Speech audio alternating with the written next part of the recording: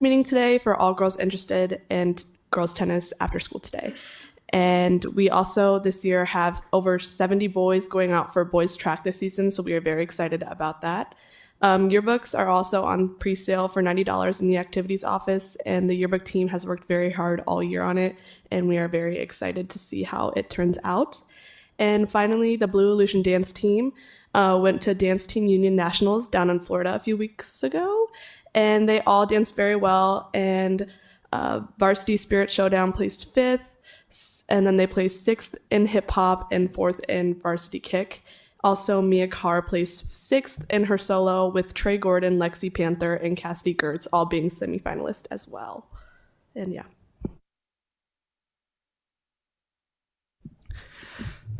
All right, and then over on the west side, bit leaner of a thing I got here.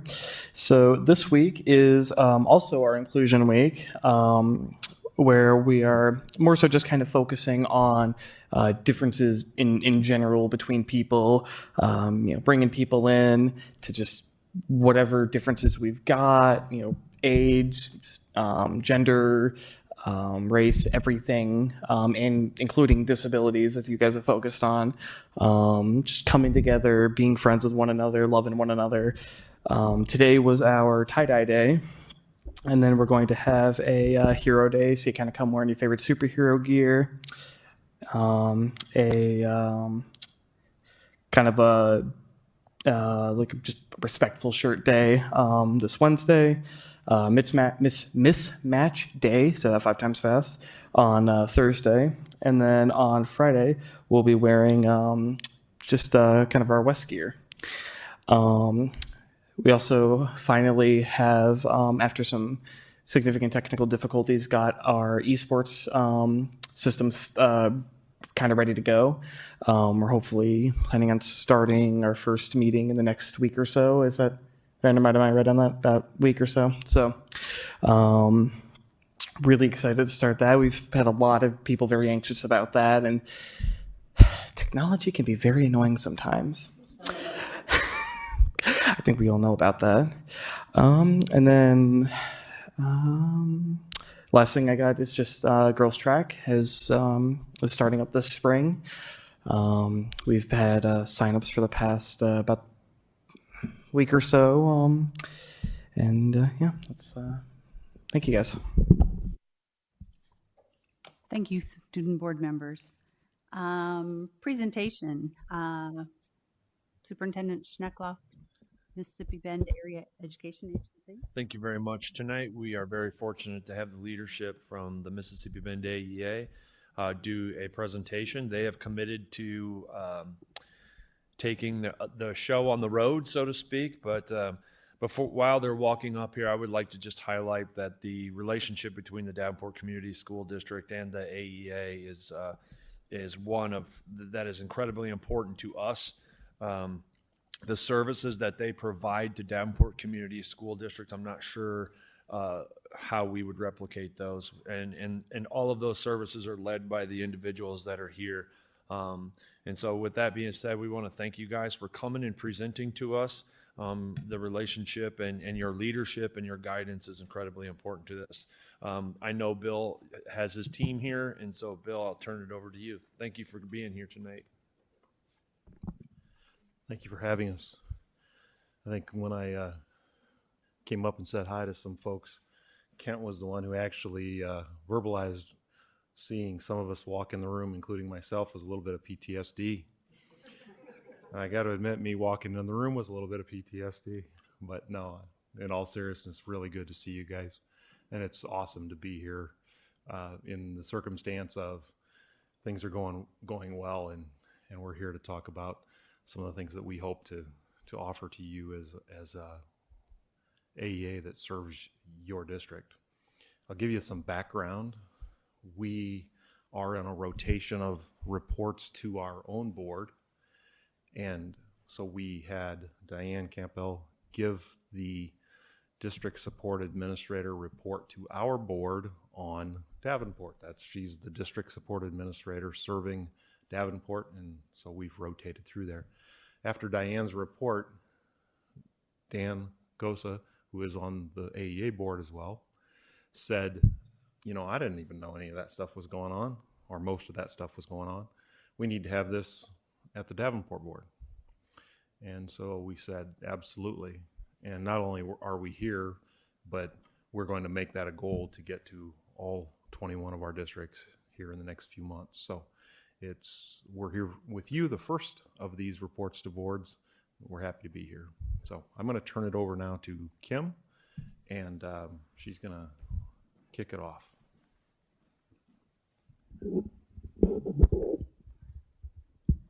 Good evening. It is wonderful to see everyone. I am going to highlight a few of our special education services that we provide your students, staff, and leaders throughout the district. We have several buckets, and one of them is what we call Child Find Services. We refer to those as direct services and indirect services. And all of those individuals that fall within those two areas actually go into your schools and work with students and staff on a daily basis. So an indirect service would be our school social workers, our school psychologists, and our educational consultants. And they are typically in a building anywhere from 2 to 5 days a week, depending on building needs.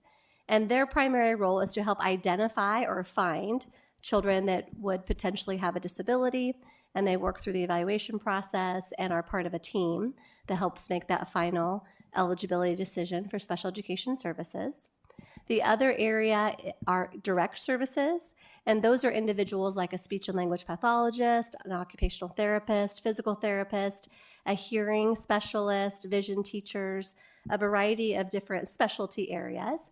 And they work one-on-one or directly with your students. They carry a caseload, they're assigned to your buildings, and they're part of the IEP team and those IEP services that you provide here within your district. Also, I'm sure Director Olson has talked to you a lot about Achieve, which is the new IEP system. The AEA system leads the development and implementation of that system, so that's been a heavy lift for your special education department this year, as well as every other district across the state. So that's been a major focus of professional development and problem solving. We also support districts when there is a dispute resolution that needs to take place. So that is when there's a disagreement between the parent and the school district or vice versa. We have several facilitated processes that we can engage in to help resolve the dispute as soon as possible. So our goal is to avoid going to a due process, which is when we bring in a judge and we have a judge decide what is in the best interest of the student based on the information. So we try to avoid getting to that. So we have facilitated IEPs, which is where someone from the AEA would come and they would help run and lead the meeting so that the school staff and the AEA staff and the parent can be engaged participants in the process. So that's one layer. We also offer mediations, which is a statewide service, which is where we bring everyone together, usually at a neutral site, and we help to problem solve without the support of attorneys. And then we also have a next layer, which is a state level mediation, which is where we bring in impartial people from the state, as well as attorneys, and help to problem solve. So all of those things take place prior to a due process to truly try to help resolve things and make a decision which is in the best interest of students as early as possible. Other services, we have what we refer to as specialty teams. So we have a low percentage of students that might have a cognitive disability, a challenging behavior, a traumatic brain injury, vision, hearing, as I referenced. So the AEA system and Mississippi Bend in particular, we employ individuals with that level of expertise and then disperse them throughout your schools as needed based on student needs. And then another bucket for us is our Family Educator Partnership. This is really a partner and truly an advocate for families. So the whole IEP process and school can be very overwhelming to families. So often when a parent is maybe struggling with having their voice heard at the table or communicating a dispute that they might have, our FEPs, we refer to them as, we give them a call, and they're truly parents who have experienced it themselves that can help partner with the parent and work through that process as well. Another major function of our AEA is we try to work in partnership with your district level administration as well as your building leaders and your teachers, and try to be as proactive as we can to support the work that you have in the district as well as the efforts of the agency. This year was the first year for a kind of a new organization for us in Davenport. As Bill mentioned, Diana is our district support administrator. And when we moved to one district support administrator, we had to really problem solve how best to support our staff and buildings in a pretty efficient way. So we established what we're calling the regional lead support for the very first year. And these 3 regions reflect your 3 regions. And so we have individuals that their responsibility is to be the go-to, the contact for our staff, as well as principals, your special education facilitators, and Courtney and Aaron as needed to, again, help problem solve or move the work of the district forward. This was just kind of a brainstorm trying to figure out the best way to be responsive to the district, and it's turned out to be a pretty phenomenal structure for us that we anticipate keeping moving forward. It's really helped our staff as well as your buildings to problem solve pretty quickly.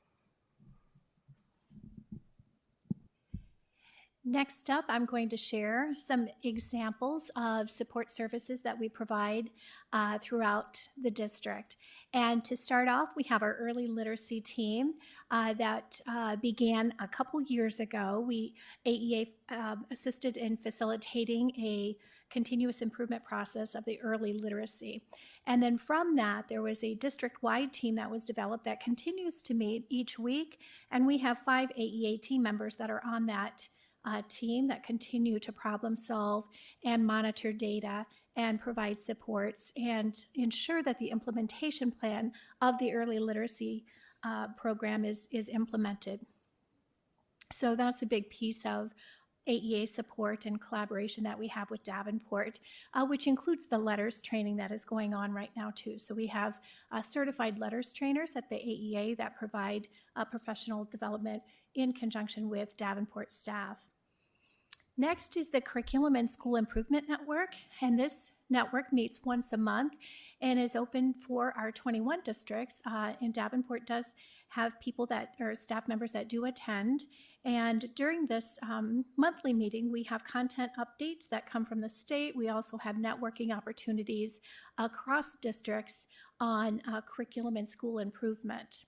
And that is a big piece of the support in the world of curriculum instruction and assessment. The other piece to the Curriculum and School Improvement Network is the development of a curriculum resource handbook that Davenport has established and is in the process of using through the math adoption as well as the ELA and any future adoptions that will happen. We also have content experts on the team that provide support in the Curriculum and School Improvement Network, and then again the networking opportunities with curriculum instruction and assessment. We also have academic leadership within supports for Davenport. So we have math, science, social studies, and ELA, and those are all at different levels. So for example, in math, we do have Kim Awalt that meets with various leaders, including Mike Wells and Bonnie with math, and she is one that they reach out to with questions, collaboration, some networking opportunities there. Kim also has been in some buildings to provide some problem solving around the world of math. Same with science, and then social studies, not so much in terms of any Davenport specific content, but we do have people available that can assist if there are questions that come up. And then ELA, we have Andrea Stewart, who is connected to Davenport as a person who will, again, problem solve. And I know that Kim Woods meets with her, and they are working in the secondary world of ELA. Next, we have,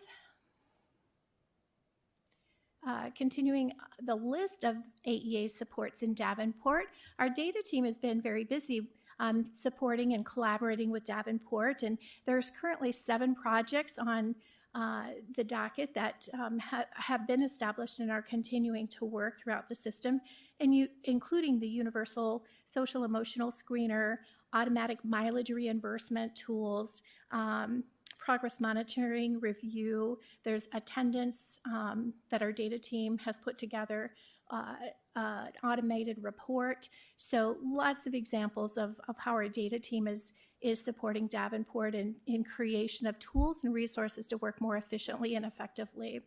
And then we also have Sean Wilkinson with AEA, who has provided some tremendous support with tools and resources in the world of data and processing data.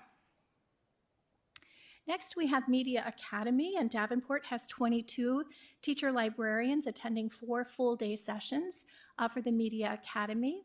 The Counselor Academy is, there are 3 sessions that occur throughout this entire year, and there are 41 counselors from Davenport that are attending the 3 academies. We also have the Gear Up grant, which is a big lift, and Davenport is providing leadership for that in partnership with Davenport, in addition to the community college. And English language learners, we have leadership in that area too. So we have staff members from the AEA that are attending collaborative teacher teams and buildings to support English learners. And they also collaborate with the leadership team and work with Jen Van Fleet on programming and services and implementation plans. We also have team members that serve on committees, for example, the Refugee Support Planning, the Dual Language Investigation Committee, so multiple examples of that where continued support from AEA is partnering with Davenport. There's also a monthly consortium meeting where districts across the agency come together and network, and Davenport participates in the monthly consortium for English language learners. There's also meaningful consultations and various ongoing consultations that go back and forth between AEA and Davenport. Next, we have TAG, and we started a partnership with Davenport in 2017 to really re-envision what the services are for students that are receiving talented and gifted services. And in that year, we did some foundational work around mission, vision, values, and goals. And then from there, that blueprint has really evolved into a 5-year strategic plan and is ongoing to be really intentional and purposeful about the services that are being provided. And so that is an ongoing, and it's been really interesting because early on in 2017, I think we were meeting once a week. I mean, it was a lot. But the gradual release has certainly happened, and Davenport's doing an amazing job continuing that work, and now it's free. Once in a while, reaching out, consulting, still collaborating, but not as often. So.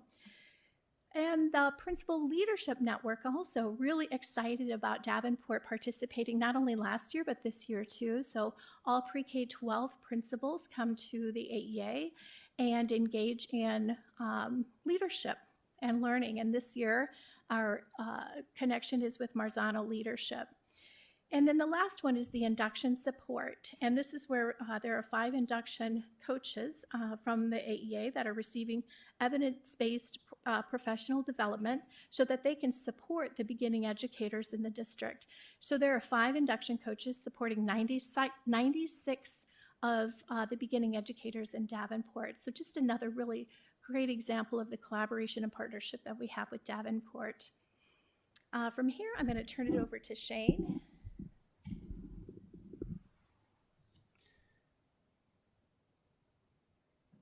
I think you'll hear some of the same terminology, collaboration and partnerships.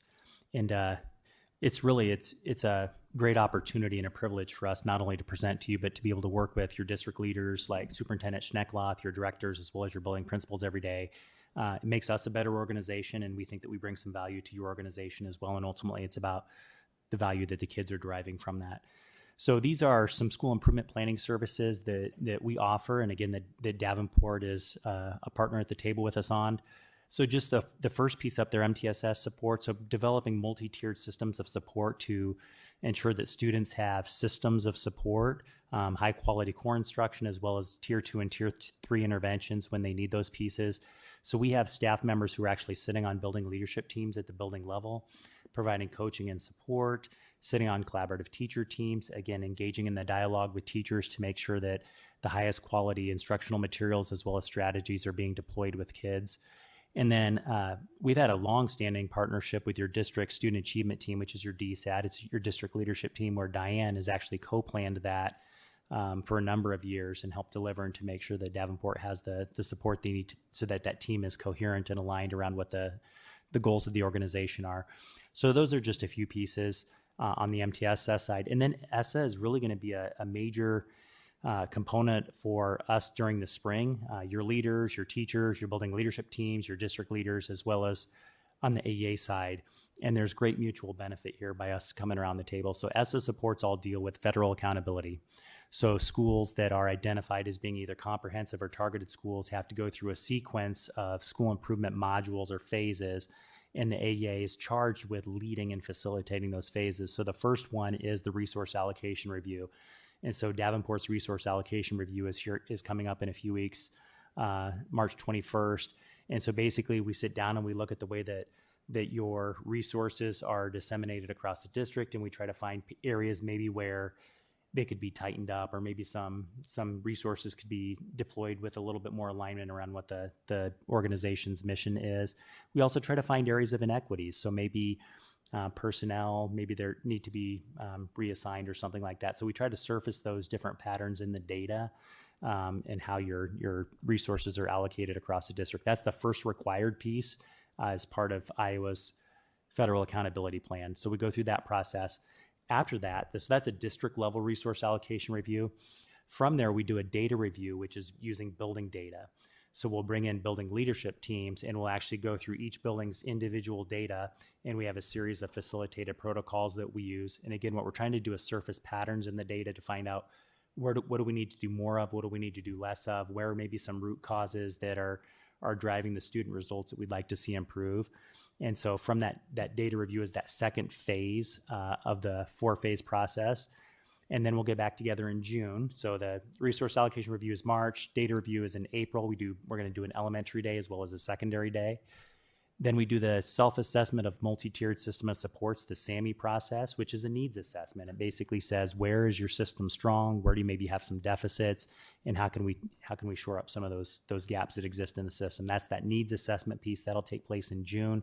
We'll have all of the Davenport schools. We actually reserved the Rogalski Center because it's such a large group and we didn't have the facilities to accommodate that large of a group. So we're eager to lead and facilitate that and partner with Davenport on that to get all the principals and leadership teams around the table to really identify what are some of those gaps and what are some areas of strength as well. And then a key piece of that is connecting that to the Growing Excellence Plan. So it's not like a parallel track where we have our ESSA accountability priorities and then we have our Davenport priorities. It's really about making sure that there's a seamless integration of those two pieces. So that's really the fourth piece, is that action plan development, which is, it says Growing Excellent Improvement Plan there. That's that fourth phase in the S accountability process, which is you go through your resources, make sure everything's tightened up and aligned. You go through your data review to find out what patterns surface in your data. You go through a needs assessment to find out where there are gaps in your system in terms of having a strong MTSS structure. And then you have an action plan. You say, okay, based on all these data and based on all this information and dialogue, what do we need to do as a building and as a system moving forward to make sure that we're serving kids in better and different ways, and then tying that together in the Growing Excellence Plan. So again, it's a collaboration, it's a partnership. You've heard those words mentioned several times. Can't emphasize that enough. Our existence really is predicated on having a strong partnership with Davenport and being able to sit down at the table and find ways that we can serve kids better, and then us executing and prioritizing our services to make sure that we're matching our services to what Davenport needs. So that's the school improvement planning process, and I think Bill's going to share a little bit about programs and services. So that was a pretty comprehensive list of stuff. And the reality of it is in front of you, I put a booklet that has our programs and services. And probably what you just went through is maybe somewhere around a fourth of what's in that book. And so there's a lot that the AEA either provides or has the capacity to provide when needed. A lot of people don't know that. Your advocacy is really important for us because, you're not the only ones that heard some things tonight that maybe you hadn't heard of before, or you're looking in that book and you're seeing some services that are required by law. If you look in that booklet, it's the description of the service and it's the code that's behind us actually providing that service. So your support will help us a lot when you have the opportunity to speak to legislators. We work really hard to serve your needs as a district and students' needs in your district. One of the things that happened in 2012 is the AEAs collectively, 9 AEAs, created an AEA compact, and it was an agreement of what AEAs would provide to the state. And that's gone through several renditions since then, and it doesn't look exactly the same. But one of the concepts in that compact was the idea of co-owning data. And that, probably more in our AEA than any other AEA in the state, has stuck. The idea that your data is our data, and if your data is what you want it to be, then we're successful. And if your data is not what you want it to be, then we still have work to do. And that's really the attitude of not only leadership here at the table, but all of those different folks that you know or you heard go into your buildings. They're working hard to co-own the data, to make sure that the only way we're seeing ourselves as successful is if we can help students be successful in your district. If we want to just flip it, I do want to thank you. I do believe, Superintendent Snecklaw's comments at the beginning, I believe that we have a better relationship. We have the ability to adapt our services to your needs because of the communication that exists, probably more so than any other urban district and any other AEA in the state. So I thank you for that. We won't be successful unless you're successful. We know that. And so that open communication, that constantly striving to change our services to better meet the needs of the students in Davenport is what we're all about. So we appreciate you letting us be here, and certainly we're able to take any questions that you might have. Thank you for that. Having been a teacher in the district, I've used AEA services a lot, so I'm familiar with it. But thank you for the presentation. President Gosa, do you have a question or a comment?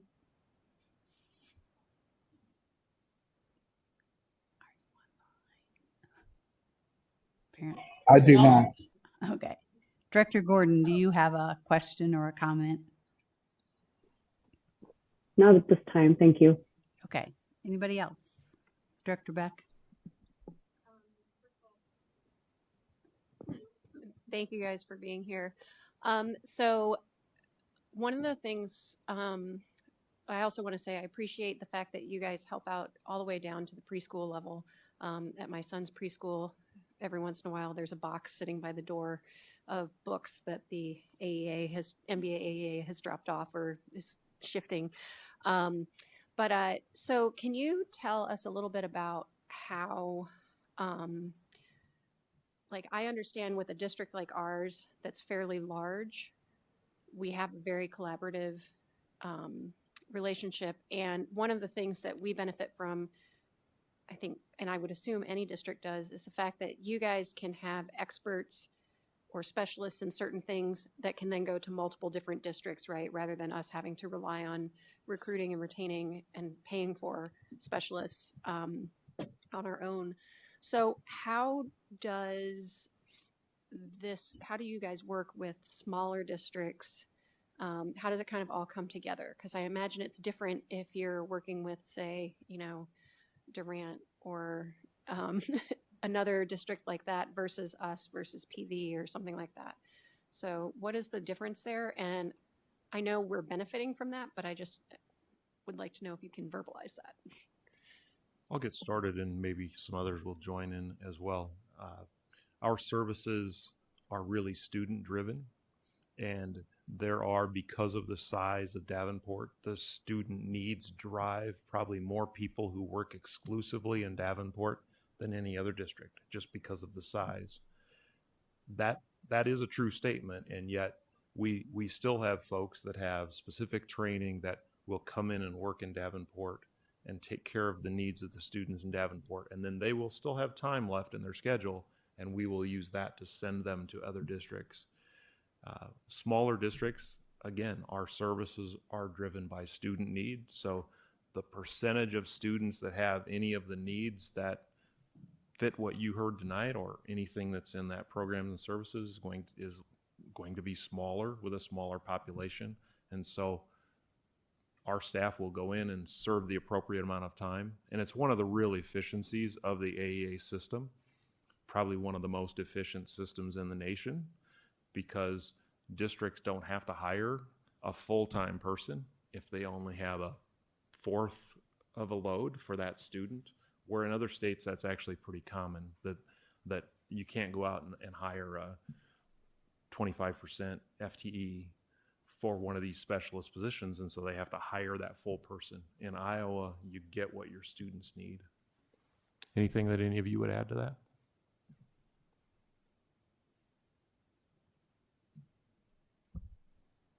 Director Hayes, did you have? Oh, I'm sorry. No, I was just going to say to Allison's point, it could be differentiated in a smaller district. Like Davenport is very fortunate to have the leadership and the supports that you have. So for an example would be our early literacy implementation team. There's sustainability baked into Davenport system because of you have such a strong team and such strong leadership there. So a difference might be in a smaller district, we would have to assume more of that burden, that sustainability and that ongoing piece, whereas Davenport, ours is really a partnership, and then we together carry that load moving forward. And in a smaller district, the AEA might carry more of that, I would say. And first of all, I just want to say thank you for the presentation, and also thank you for your continued support with us. It's good seeing each of you. Kim, in the beginning, you mentioned some acronyms of something that was a new system. Could you tell me that again? I would love to say that ACHIEVE is an acronym. It is not. It's just a word that they capitalize. Okay. And it represents the new IEP system. So the system where we write and house all of our individualized education plans for students with disabilities. So previous it was called IMS, Iowa Management System. I don't even know what that stands for. Do you? Yeah, is that right? We're going to go with that. Which was the old system where, again, we housed all of the individual education plans. So they launched a new system, which is less archaic and more teacher-friendly, more responsive, learner-responsive. At some point, it will have a parent portal as well, where a parent can sign on. They can access their students' information, including their progress and how things are going. So it's called ACHIEVE is the name of the new system. Okay, thank you. You're welcome. Linda, it's very similar to a student information system for a district. So you guys use Infinite Campus, and that keeps track of all the records for all of the students that are in Davenport. ACHIEVE is basically like a student information system for all the students across the state that have an IEP. And just like if you decided that you were going to move from Infinite Campus this year to some other student information system next year, there would be some growing pains, and there would be a lot of training, and there would be some frustration because people know how to use Infinite Campus right now. And yet that new system might offer things that Infinite Campus doesn't. And that's kind of where we're at. ACHIEVE is, without a doubt, it's a better system, and it will provide more options than IMS did. IMS was a system that was very old and had been added on to over and over and over, and very clunky. This is a better system, but we're in that it's a change. There's some frustration, and we'll get through it, and it will be a better student information system. And I trust that you will. I believe it. Thank you. Any other questions? And just for the record, we are not changing anybody listening online from Infinite Campus. Just want to set that record straight. I used the word if. I know. If. I just want to make sure they heard that part. Thank you very much for the presentation. Thank you.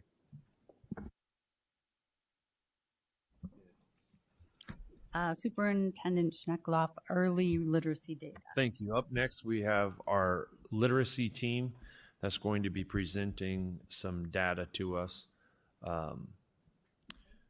Also, a reminder to the board members that this team is also the team that's working towards the textbook adoption process for our literacy materials. And those materials are up on the 3rd floor. And will they be there tomorrow? So they'll be there tomorrow as well. So throughout tonight and tomorrow, they'll be there and put. We just have a set. So we're starting to have to send some back because obviously those Perfect. curriculum companies are asking for those materials back in some Perfect. Thank you. situations. So a week for sure, and then Thank we'll you. go from Didn't there. mean to get us off topic, but I know that's something that the board was very interested in. That being said, I'll turn it over to Dr. Cindy Lewis. And if you wouldn't mind doing some introductions first, that would be great. Hi, I'm Cindy Lewis. I am the Interim Director of Learning and Results, and I partner with my friend down here in purple, Diane Campbell, who was serving in this role until I came on in December or in November. So we do share some of the supports, and we're proud to introduce this team who is here with us tonight, who are going to present to you the Davenport Schools Learning and Results literacy data.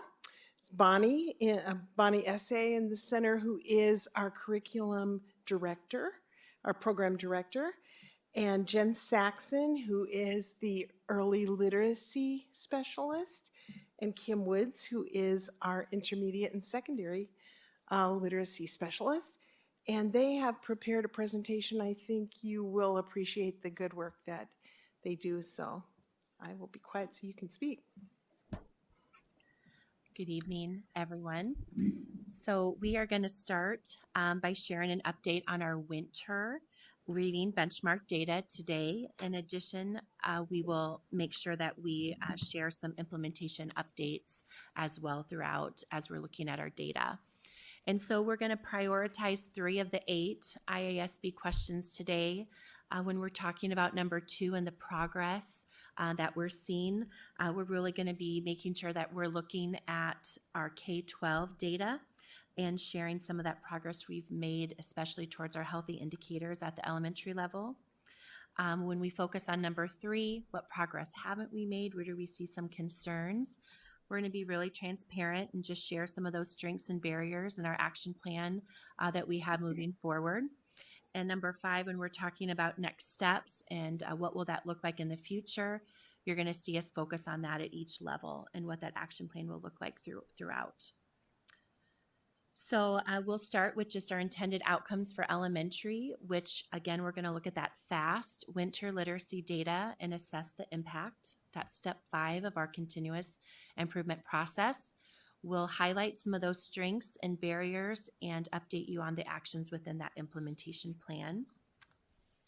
This is important that anytime we get new data, such as like winter FAST assessment, we are in that process of step 5, where we're assessing our impact and really seeing what's happening within that data, what adjustments need to be made, and how is our plan working.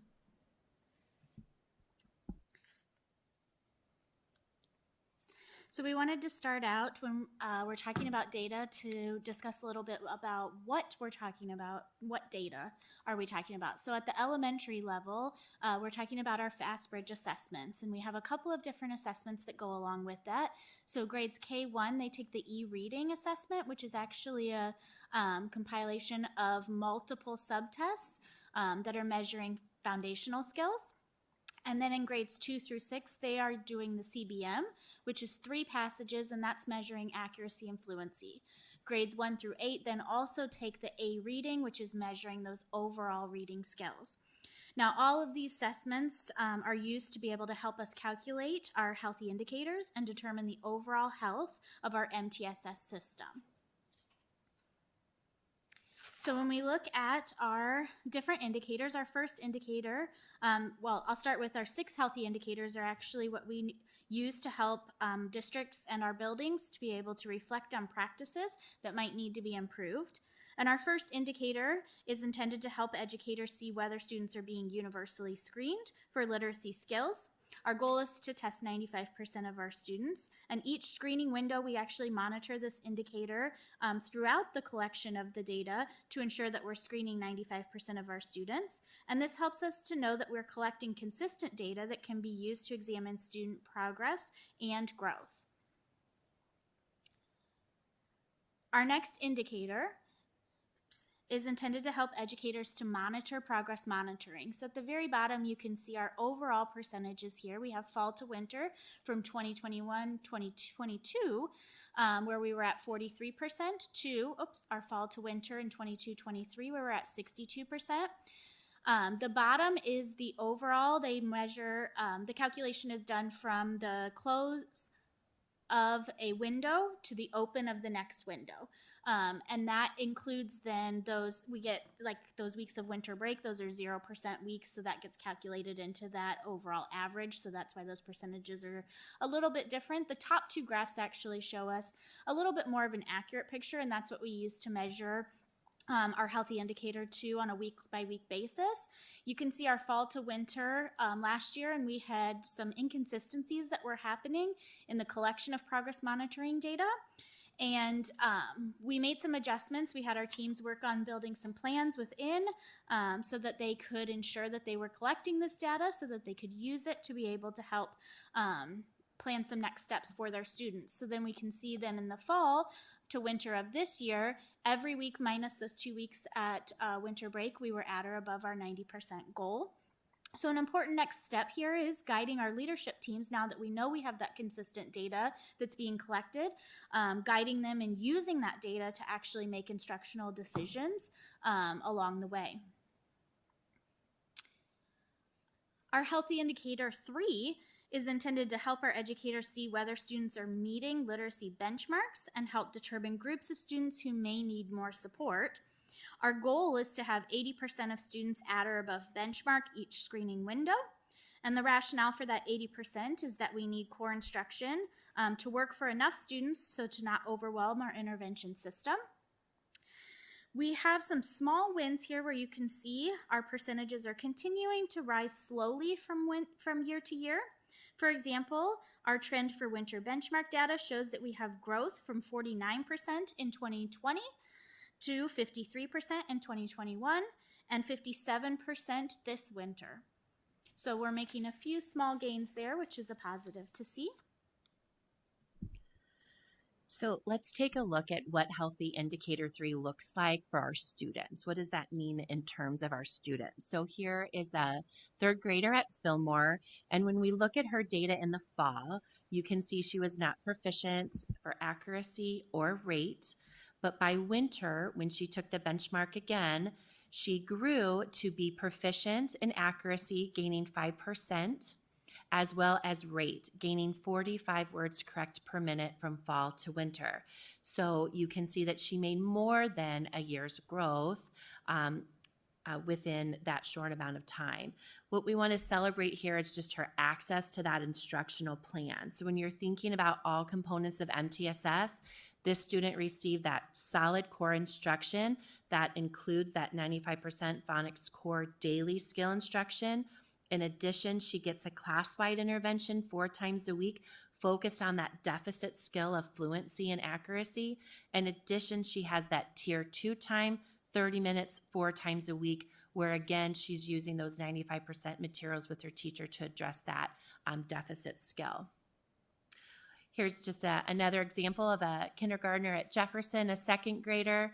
Same idea here. Just look at the growth from fall to winter.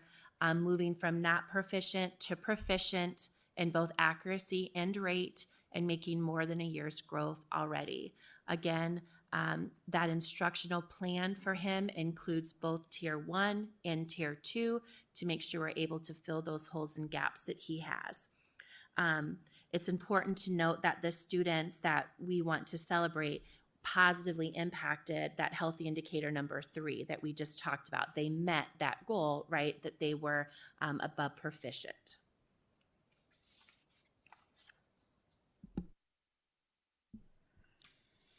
Our next healthy indicator helps us to monitor students who are maintaining benchmark status from window to window.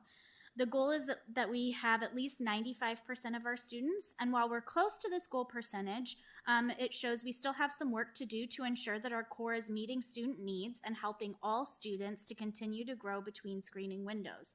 We've remained consistent around 91% over the last 3 benchmarking windows.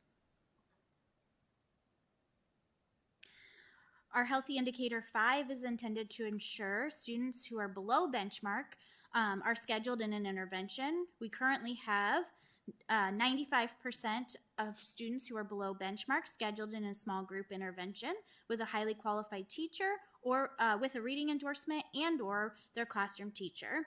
Our personal district goal is to ensure that we have 100% of our students who need an intervention scheduled in one. Something to keep in mind is how the mobility within our district can impact this particular goal.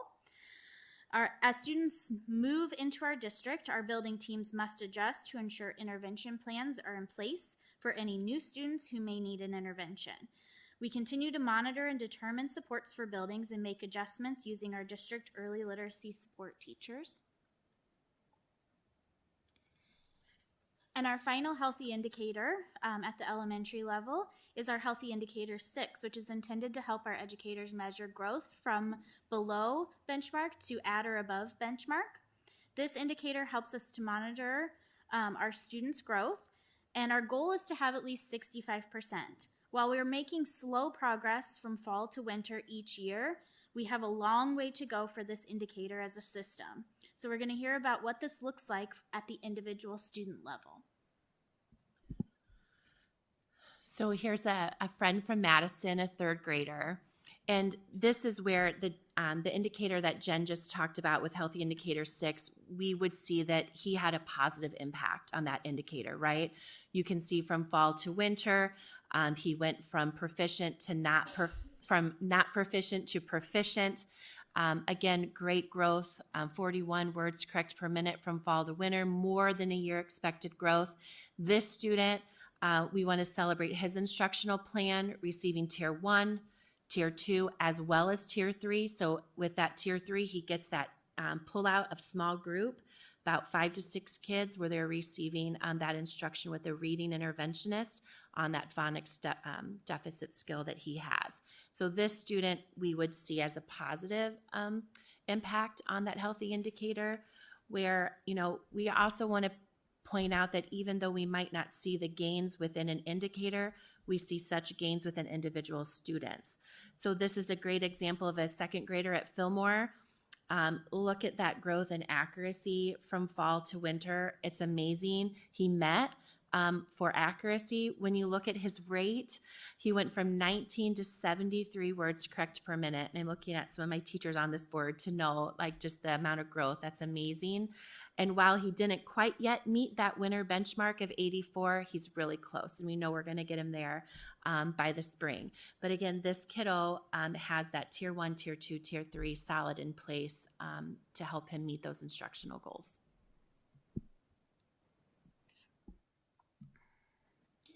So the last part of our elementary, we want to look at our overall for percentage of students who were proficient on our winter screening over the last 4 years. So you can see the grade level along the horizontal axis and the percent proficient along the vertical axis. The green line indicates the 80% proficiency goal. This helps us to be able to look at trends in student proficiency over the past 4 years. We're starting to see our scores return to a pre-pandemic state in most of our grade levels, and we want to see this trend continue then as we move forward. We pulled this out then. This is the same data or information as the previous chart, but it's easier to read in terms of cohort data. So cohort meaning that we're looking at the same group of kids over multiple years. So if we examine one cohort in particular on this graph, our blue cohort showed 57% proficiency in kindergarten. They dropped in first grade and have a small gain in second grade. This year, they're back up to their pre-pandemic proficiency number at 58%. And you can see those different cohorts then in the colors represented on this graph. Another trend we've noticed is the drop from kindergarten to first grade, and we believe this is due to a change between isolated skills into application of skills. So as we're examining our core ELA curriculum resources for adoption, we want to be looking at increased opportunities for application at the end of kindergarten to try to help combat that. And this shows our K-6 proficiency as a total from fall to fall and from winter to winter over the past 4 years. We can see again the same trend as we saw in the following slides. In 2022, we are finally getting back to our pre-pandemic percentages from 2019. So we reviewed the data at elementary. Now we're going to spend just a little bit of time talking about some of those barriers that we're seeing within our data and some actions that we will be implementing. And so by examining that data, we can definitely see that is a strain on our MTSS system, 57% proficient when we know our goal is 80. 91% of our students are maintaining that benchmark status where we want to get to that goal of 95. Only 15% of our students are growing to that benchmark status of being proficient when that goal was 65. And so just what does that mean in terms of our system? So I just wanted to put some numbers to that to help you understand. So for example, there's almost 2,000 students that receive intervention that are persistently at risk. And as well, when you think about persistently at risk and PAR students, it's closer to 2,900. And those students are students that need to receive that weekly progress monitoring. So thinking about the impact that that has on our system when we have so many students that aren't proficient, we heard Jen talk about with Healthy Indicator 3, they really want 80% or higher of our population being proficient so that it doesn't overwhelm our system, right? Because when you're thinking about this, those numbers require large numbers of interventionists in our buildings working with students. It creates, scheduling conflicts when you have so many students needing intervention to figure out how can I pull them throughout that day. It requires teachers to take time away from instruction when we need to progress monitor, their data to see how they're doing. And so all of those things lead us to what we all understand and know is that we have a core issue and need to focus on these committed actions as a system. And so I'm so proud of the work we are doing with our buildings and our teachers to build that knowledge around the science of reading with their letters training. So it's not just about the resource they have, it's also about the learning and understanding and knowledge that they're gaining of how to teach reading. They go hand in hand. It's that commitment to our pre-K-5 curriculum adoption process that we're embarking in. Just continuing to allow teachers that collaborative teacher time to discuss data and instruction at their grade level with their colleagues is so important. And I know that last board meeting you got to hear Ben and Courtney talk a little bit about our early warning system. And I think it's so important to know that there's such a correlation between our PAR students, our persistently at-risk students, and attendance. And just knowing that we're going to work on that early warning system to ensure that there is a process in place for providing those positive attendance practices to our students is really important. So we're going to transition now into our intended outcomes for junior high. And again, we're going to look at our data that we have available for junior high. And again, just continue to be transparent and talk about some barriers and next steps within our action plan. So I'm going to turn it over to Kim. So when we are looking at our current state, this chart is showing the percent of students who are proficient on the winter screening benchmark for the last 4 years. For 7th grade, we went from 59% proficiency in 2021 to 56% in 21-22 to 48% in 22-23. For our 8th grade, we had 50% proficient for the 2021 school year to 51 proficiency level in 21-22 to 47% proficient for this school year. This helps us to look at trends over the last 4 years when looking at student proficiency. This particular chart helps us look at the cohort data for our current 7th and 8th grade students at the 8 reading data. When looking at cohort data, we can go back to their 5th grade year to focus on their data trends over the past 3 to 4 years. Our current 7th graders in 2022-2023 are 48% proficient, which is in the green. They dropped from 57% proficient in 2021 to 2022, and in 2020 to 2021, they were only 51% proficient, showing a negative trend. When looking at our current eighth graders in 2022, 2023, they were 47% proficiency, which is also a drop from 56% proficient and 21-22. And then looking at our 21-22 data, we noticed a positive trend where this group of students went from 32% proficiency to 56% proficiency. Analyzing cohort data allows us to make instructional decisions for each group of students. This particular visual is showing our junior high FAST proficiency data. The first table is showing our fall data for 7th and 8th graders over the past 4 years. The second table is showing the same, but with winter data. We continue to see the negative trends in our junior high data. We know this is a moving target, and we will continue to look at our barriers and our action plans. We are going to look at ISASS data next, but before we do, let's share a little bit about what those are. So ISASS assessments are used at both the building and district level to inform goals within the Growing Excellent plans. It helps to monitor high leverage actions with the Growing Excellent implementation plans. It helps to identify gifted and talented students. It helps to determine effectiveness of core instruction, and it also helps to determine areas of focus for the district, building, and/or CTT.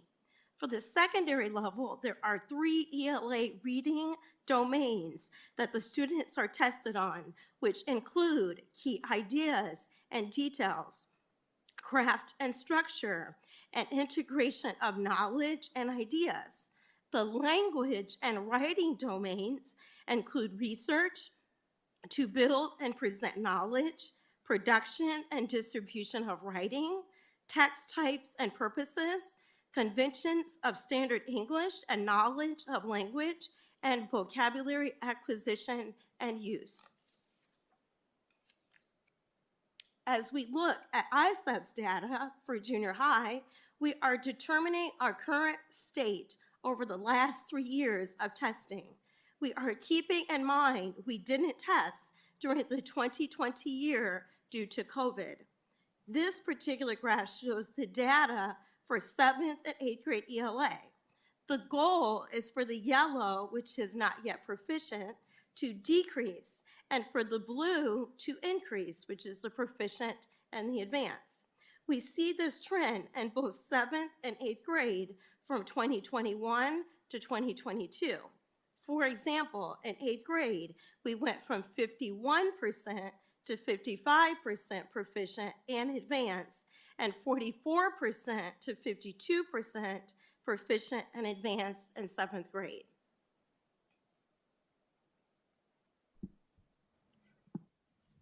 Thank you, Kim, for sharing our current reality with junior high. We're going to transition into just talking about what were some of the barriers and strengths we noticed within that data and our actions. So, we just want to start with when we examine that data, again, we can see that there are some strains on our MTSS system. We know that building block number 1, which is time and opportunity, is the first foundational component when we need to ensure a solid core instruction. And so, unfortunately, we know a barrier within junior high is just that adequate time, the amount of time needed to teach our current guaranteed viable curriculum with Unbound Ed. And, that's due to a number of different scheduling constraints that we've talked about and have some good solutions for. In addition, we know at the junior high level, there's just that lack of resources when we're talking about supports for Tier 2 and Tier 3 instruction. And so, and why that's so important is just knowing we have many students still at the junior high level that need those services, as we know. So we want to talk about what are those actions that we're doing now and then what are the ones that we're committed to as we move forward. And so Kim has been working very hard with our junior high teachers about infusing GLEAM. So GLEAM stands for grade level, engaging, affirming, and meaningful instruction. And so how do we bring those lessons to life? And so that's a huge part that she's been working with our teachers on. Also ensuring that we're creating those life experiences aligned to our current curriculum. Some most recent ones have been, we've had a Holocaust survivor join us virtually, join all of our students virtually, as well as allow the opportunity for students to visit the Anne Frank exhibit. We continue with those collaborative conversations at that CTT process. And by committing to our early literacy focus, we know that that is going to help lead to proficient readers at the secondary level by staying the course with our early literacy. So for our future, things that we have that we're planning for is to add that 6-8 ELA adoption process. So that will be happening at the same time with elementary.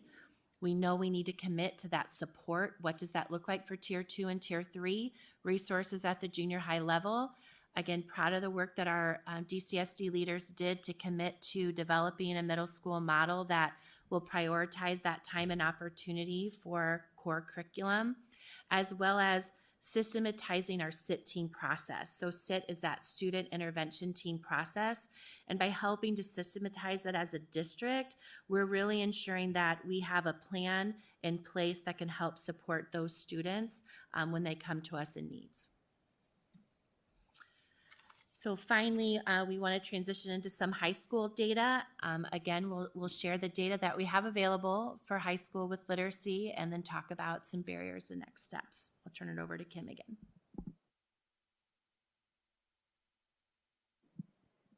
As we look at the ISS data for a secondary high school ELA, we are determining our current state over the last 3 years of testing for 9th, 10th, and 11th grades.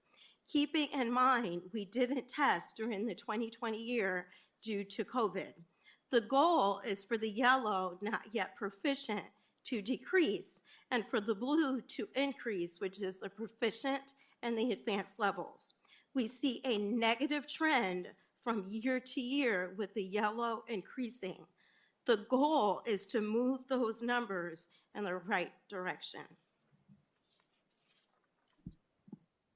And so again, let's just jump right into what our data is telling us and a little bit about our action plan.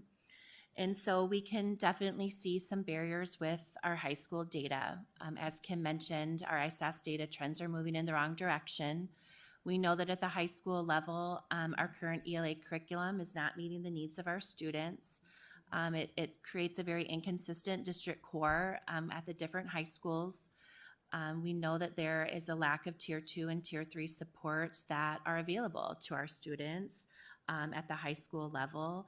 And oftentimes this is due to many of those infrastructure and scheduling issues that can create challenges at the high school level.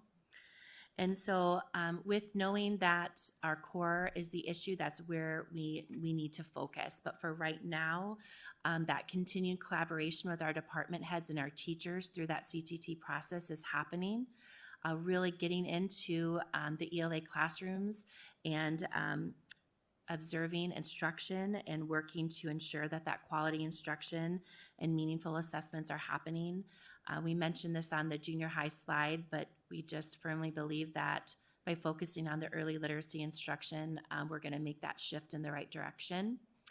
As we move forward, that pre-K-12 ELA core adoption process will embark in next year. And that is going to ensure at that high school level that we have a guaranteed viable curriculum, that it is aligned, vertical alignment as well from grade band to grade band. And we're just going to continue to advocate and work with our leaders to ensure that we can have that dedicated focused literacy and skill instruction at the high school level as well. That would include universal screeners that will give our teachers data that they need to be able to respond and intervene with supports appropriate. So at this time, we would be, all of us would be open for any questions, feedback that you have.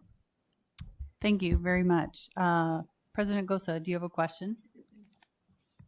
I do not. Director Gordon? Sorry. No, not right now. I don't. Thank you for the presentation, though. It was very informative. Okay. Anybody else? Dr. Beck? I have 3 questions. First of all, thank you all for this presentation. I really appreciate it. On slide 7, when you guys were showing the healthy indicator, I think it was number 6 for elementary data. Sorry, I'm trying to go back. Oh, sorry, indicator 2. Sorry, indicator 2. 90% of students below benchmark are progress monitored, right? And I understand that having the break in between would throw those data off.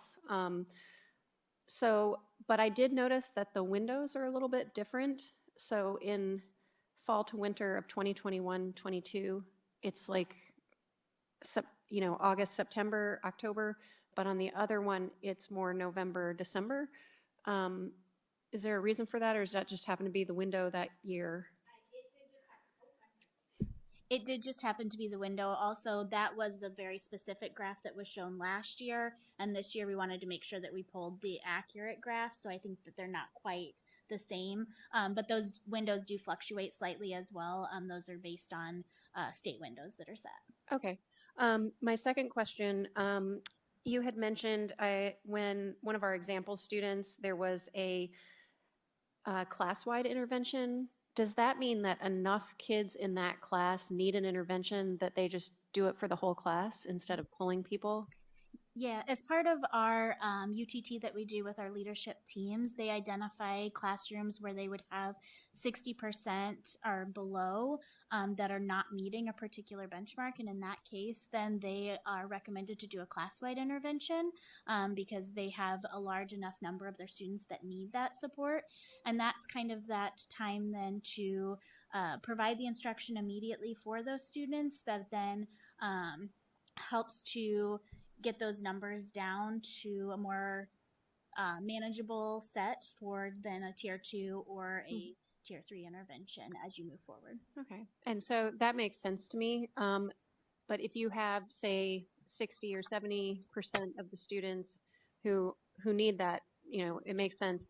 What about that 30% who is already past that? Do they have other things to work on or do they get pulled to give them enrichment activities during that class-wide intervention, or do they just do that as well? So one example of those, like for fluency, right? If that is the class-wide that they're working on, we would be able to differentiate the text that they're reading, maybe give them richer text, all still good practice, right? To read grade level text within that class-wide.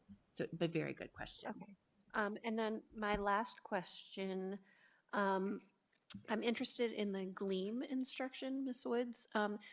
And this isn't something for right this moment, but I'm just curious to know for our students if you can share with Superintendent Schneckloth and he can send it in a Friday report or something. If we can see a lesson like the old way and then the same lesson where it's what you would consider GLEAM instruction, just to see kind of what the difference is. I personally would super appreciate that. I don't know if probably the rest of the board might want to see that as well. Thank you. And again, just send it to Superintendent Schneckloth and he'll send it to us. Yeah, absolutely. I definitely can do that for you. The GLEAM came from the Standards Institute. So that's kind of where that is geared from. But absolutely, because it really just allows the teachers to be very intentional in their instructional practice. And it allows the kids to be more engaged within the lesson and making sure that every kid has a voice within that lesson. So I definitely can do that for you. I'm guessing it's probably similar to something that I've experienced in some of the newer editions of textbooks. They include things that they're calling, one group was calling them relevancy modules, basically things that, biology as applied to your life right now. Okay. Thanks. Director Hayes? Director Beck sort of touched on it a little bit, but could you explain to me clearly for that extra tier 2 intervention, are this, I guess, are in order to get that extra assistance, what are they missing, or are the other, how is that segregated during that time? So a great positive to that is they're not missing anything. Within our elementary scheduling guidelines, all students have access to a tier 2 time. It's also been called things like WIN, what everyone needs. And so within that time by grade level, you could have your gifted and talented students going with their gifted and talented teacher. So everyone is getting what they need during that time, with the goal of aligning all of the supports to that grade level intervention time, so our group sizes are smaller and more intentionally focused on the skill and deficit they need help with. Okay. And you had mentioned the 2,000 students. For those students, K through 8, are they all students, gen ed and sped, or so it's everyone in the district, the 2,000 total? Yes, so for K6, it would be any student in that particular case that has been below benchmark for 2 consecutive benchmarking periods. Those would be in that particular number. Okay. That's what would label them with that PAR status that we talk about, persistently at risk. So 2 benchmark periods below benchmark would be what we look at. Question, Director Potts? On any of this final data, is any of that adjusted for the FAY full academic year? Yeah. In other words, like, we had this kid all year. This kid showed up in April. Mm-hmm. Not for our data pool for this purpose. We have looked at that data before, yes. Okay. But not in this presentation. Okay. And just another question.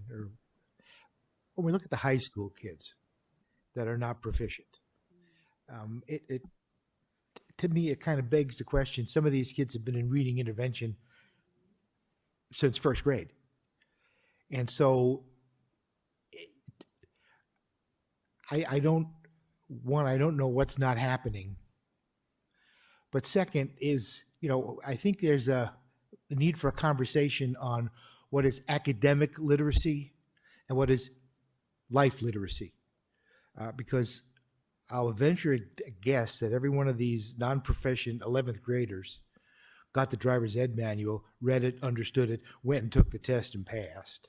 There's a whole, so I think it would be good to have a conversation about that, because sometimes I ask myself, okay, so what is literacy? What is literacy? We say, oh, this kid's not proficient. Well, what is proficient literacy?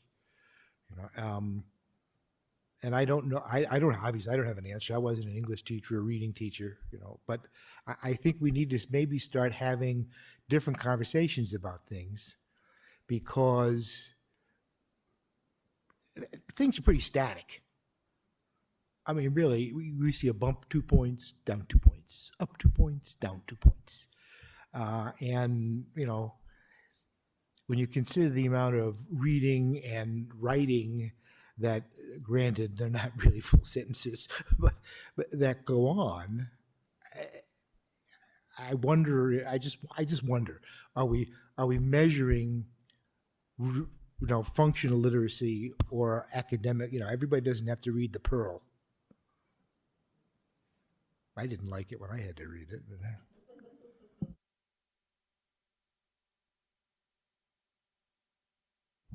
Director Poston?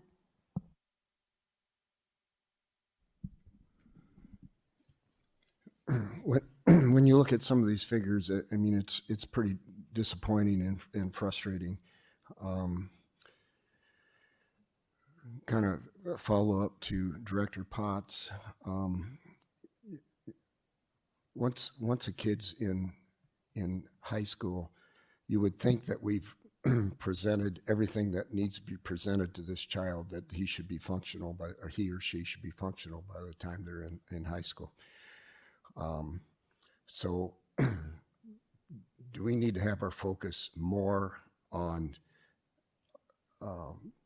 preschool, pre-K, and kindergarten, first grade, and really focus our attention there? granted, we have to help the kids that are in high school right now, but for the future, we need to be, I think, putting more of our resources into that early childhood. It's because then a lot of the problems later on go away. One of the barriers that you have listed here for high school, inconsistent district core curriculum. Explain that to me. What are you telling us here by that? Like throughout the high schools, we have guaranteed viable curriculum somewhat. We do have like standards, we have actual novels, we have textbooks, but not all of the high schools necessarily will teach the material the same way, or they may potentially like leave out a unit or do a different novel. So we have it kind of in structured a little bit, but it's not necessarily everybody's like teaching To Kill a Mockingbird maybe at the exact same time, or everybody's not teaching Hamlet at the same time. So we have the structure there, but there might be a little bit of inconsistency of when it's actually taught, if that makes sense. Well, then is our curriculum outdated, and why is it outdated, and why hasn't it been changed before now? Yes, our curriculum is definitely outdated for the high school level. There's a lot of novels that have a lot of like racial undertones that are still being taught. That's something that we definitely need to address for like the cultural relevancy. So there's a lot of issues with that. And I think also with like just curriculum in general is probably like money, not necessarily being able to update and provide newer novels that are more culturally relevant, that appeal more to the kids, because a lot of the outdated novels are not engaging for the kids. And it goes back to what Mr. Potts said, like kids are not going to be engaged with old texts, like Of Mice and Men is old text, To Kill a Mockingbird. These are not things and topics that kids they can't relate to those topics. So I feel like in general, like there needs to be a complete overhaul with the high school level. And I think that's going to come in with the ELA curriculum adoption. In fact, you should speak to that. Yes, absolutely. Yes. The good news is we have a curriculum adoption that is happening, and hopefully we can be able to address those issues and be able to provide newer, updated novels that are engaging, that appeal to our students, that are culturally relevant. So these are things that we're talking about within our core team to be able to address those issues. So hopefully I answered everything. Yeah, thank you. Dr. Poston, we had our secondary teachers here who are part of the curriculum adoption to give us feedback. We'd had a traveling vendor fair where all the materials made it through all the buildings. It's the same things you'll look at up on third floor this next week. And they were so excited. So we're just really hopeful because we believe that the materials do matter. And so does the way that we provide instruction with those materials. That matters too. Mm-hmm. And so we're not happy with the scores either, but we believe we're on the right track and we're excited for the change ahead. And the secondary teachers are ecstatic because they haven't had new materials in I don't know how many years, and they're ready to move forward and they're ready to get new materials that's way more engaging for the kids. So they're on board, definitely. And I agree. You need materials that will engage the kids. Going back to pre-K, early literacy, and then also attendance. So is there any way to look at these numbers and say you look at a child in high school and look at their attendance all the way back to elementary school? Can you look at that and see how that affects the figures, or maybe you have those? And then the other thing would be in early elementary, again, the same thing. What was their attendance and how did that affect? It has to have a dramatic effect. And when I've visited schools and the school secretary tells me what the average absenteeism for a day, it's unreal. So how do we improve these numbers when we have that many kids missing from school every day? I believe it was you that had asked us to look at that previously. And so we have, when I was making that reference with our persistently at-risk students and the attendance and that correlation, we do have some data we can share with Superintendent Snookcloth to share with you and some graphs. We just wanted to make sure we could compile it in a way that had student names taken out for you. But that was a piece that we had looked at with persistently at risk. So those students who are most in need of intervention have the highest chronically absenteeism within our building, right? So the ones who need to be for intervention, doesn't matter how great the intervention is, right? If they're not there, then they're not learning. And so that is something that I was excited to hear about, our early warning system and the focus on attendance that our team is working on is going to be really key. But I heard you now say potentially even tracking them throughout the elementary career to see some of those. We could definitely add more years to that to look at it.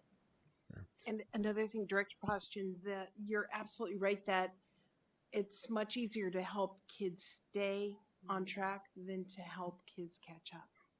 And so we believe it's really, that's why we've spent considerable amount of time. I say we, but it's really this team before I came on board, already committed to the early literacy systems. And I'm pretty sure that you all came about a year and a half ago and presented 95% group, which we've seen great results in teachers teaching a more explicit, systematic phonemic awareness phonics program as a supplement to our core. And we believe that that's going to help us to catch up in a good way over time too. We're building these strong foundations for kids. So our data doesn't reflect it yet, but we feel like we're on the right track here moving forward. Well, on your action plan and solutions, I still think should be in there. We need pre-K in every building. Okay, we need our early literacy intervention, and we need to focus more resources on intervention at a very young age. And again, we can put all these plans together and everything, but the most critical thing is that person in front of that classroom teaching the curriculum. And we can't lose focus of that. And they need the support, and we need to emphasize that and not just have a lofty plan. It just needs to be, we need to be in the trenches, and we need to be working with those kids at a very young age.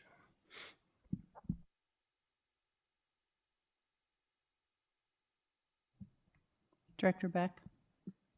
Just a quick follow-up to Director Poston's question. The 95% core, how long did we build that in for? Was that an 8-year program or purchase? So in looking at the data, we knew that we needed to make a shift with that foundational skill instruction immediately. So that's when we came before you a couple years ago to say we're not ready for the full adoption with timing and COVID and all the things, but we knew we needed to get this. Yeah. So this is a year by year with 95%, knowing that when we go forward with our curriculum adoption, it will have a strong foundational piece included. That might be 95%. Okay. That might be a different curriculum with that component that hasn't been determined yet as part of our team and our process. Okay. But it's the year by year just to make sure that we had that system as it was missing, as we discovered it was lacking, to fill that hole until we could get the full adoption. Okay, thank you for reminding me of that, because I agree early literacy is really the important key here, but it takes a long time to see those results. And so we're not going to see those results for a few years because the kids are at the bottom of the elementary school scale right now. So, yeah. I have a couple questions. If you look at our kindergarten scores on the FAST test, which I do have some concerns about that whole test in the first place, but in 1920, it was at 76. We were doing well in 1920. And then, yep, COVID hit, 44. And then 21, 22, 67, and now we're back up to 72. What were we doing right in 1920? I get that, 2021, COVID, and all of that. But these kids, they didn't miss school because of COVID, well, except that year where we were kind of hybrid. So what did we do right that we aren't doing now, or have we added too much stuff to a teacher's plate that they can't focus on what they know is the right thing to do? So that's my first question. Well, one thing I would say in regard to that is if you think about those early years, that it's extremely important for kids to be able to see words that are being pronounced, and then they can accurately be able to replicate that. And if you think about 1920, they had that ability, and then we got into, right after that, we had masks that were in the way of that, and I think that that impacted. So now we're back to a point where kids can actually visually see and can replicate from that. So we're starting to see that come back from there.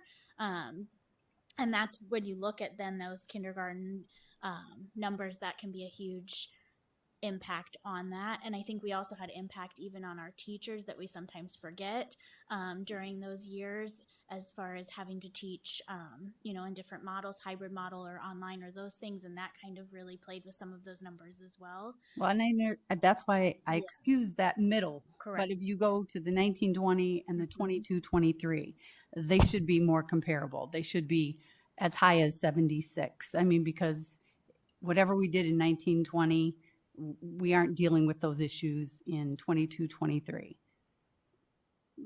Something's changed, and like I said, have we just added too much? They're not getting through what they know is the right thing to do, or What is, it's 76, and what is the number for? Oh gosh, I'd have to 72 on 22-23. Okay. Yeah. First of all, I want to say our kindergarten teachers are amazing, because this winter data is a huge hike from fall. Kids come in without having had a lot of exposure to letters and sounds. And so this is just representative of a lot of hard work. I can't really say why there's a dip from this year to, although that preschoolers also experienced COVID and were stuck inside and had less interactions and things like that. But I also want to say, the skills that are taught and measured in kindergarten are discrete, isolated skills where kids are learning individual letters, sounds, and typically we do see a drop, and this isn't really related to your question, Director Klein-Jerome, but the drop from K to first is not unusual, because we expect kids now to bring together those skills and begin to read connected text into first grade. And by midwinter, is that when they start sentence reading? Is it beginning of on this assessment too? And so we do see that's asking, it's such a cognitive load for kids. And so we do see that trend then begin to come back up. We would expect that by next winter, our kindergartners are right back there to that 75 beyond. In fact, we would not be happy until all kids are at benchmark. But your point is well taken. I can't really explain it. No, I believe our kindergarten, I believe all of our teachers are working incredibly. Yeah, unbelievable. So, but it's what we have added to their plates that concerns me. Yeah. And I think there would need to be a little bit more digging to actually look at, what are we comparing there? Because obviously we're comparing two completely different sets of kids. And so what those students brought in, where did they start versus where are they at now? And we could compare that to fall to winter, in the year of 1920 versus this school year as well. So I think there's some different factors that could play into that as well. But that's something that we could definitely dig into some more to try to see what we can find out. In fact, we could analyze that kindergarten data and share that with TJ. Yeah.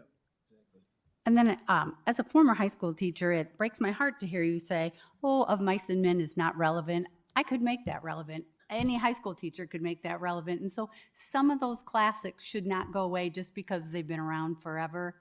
You know, nobody died from having to listen to Romeo and Juliet and deal with that. So, you know, Cast of the Amontillado, they still are relevant. Yes, add some new things, but don't throw everything out that was there.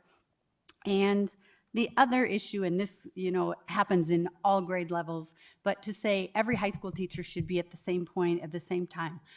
I taught ninth grade English and a writing class, and if you asked me to have all three writing research papers at the same time, that meant I was grading 80 to 100 research papers all at the same time. I think you need to give your teachers some margin to flex that, because that's a lot. That's a lot to, you know, so you got to look at what is in that curriculum, and don't put all research papers at the very same time. So they need to be able to adjust it, and there's a reason they're doing it. So just don't say, you all have to be on the same page at the same time. That is a burden to them. And that's my 2 cents. Anybody else? Okay. Thank you very much. It was an excellent presentation.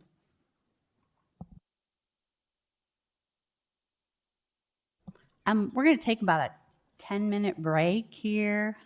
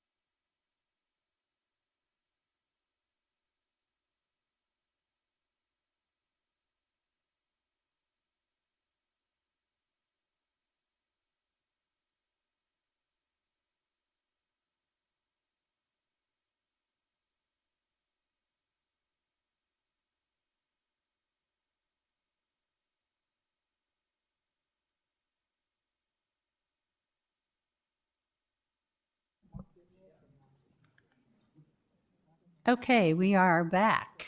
Next up is board reports.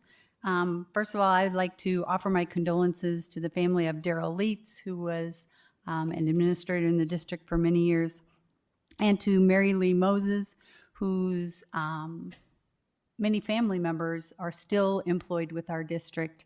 Both passed away recently, so we offer our condolences. Anybody else have a board report? Director Beck? The Central High School and junior high orchestras from Sudlow participated in a workshop with a famous electric violinist, Tracy Silverman. It was actually run through the Rock Island School District, and so Davenport schools were brought in for this, and the show was on Friday. Students had different workshops. He was at Central High School one day, and he worked with Rock Island students there in Rock Island, and they did a joint show on Friday. And I have to say, our students are amazing. The whole show was fantastic. It was, we got to see him in concert. He played a few pieces for us, but the students learned some different styles of strings, and there were some solos, and our students really did a fantastic job on those. So we have some very talented students in our orchestras. Anyone else? Director Gosa or Director Gordon?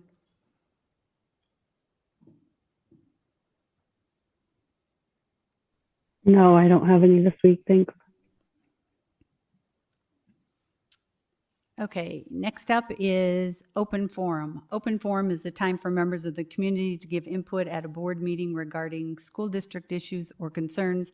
Individuals who want to speak, please fill out an open forum request and give it to the board secretary prior to open forum. The form is available in hard copy for in-person attendees or on the school board page of the district's web page for those who want to participate virtually. Virtual participants may email their request to Brenda by 3 o'clock on the day of the board meeting. The board will not act on any issue presented during open forum if it was not published as an agenda item. Iowa Open Meetings Law prohibits action on any issue that is not on the agenda. The president may set the amount of time allowed for the individuals to speak. The board asks that no charges or complaints be made against individual employees of the district or community. Remarks that reflect negatively on the character or motives of any person will be called out of order. You'll be asked to state your name and home address prior to making remarks. We don't have anybody virtually, right? Okay. We have one open forum. You'll have 2 minutes. It's Brandy Allen. Please state your name and address for the record.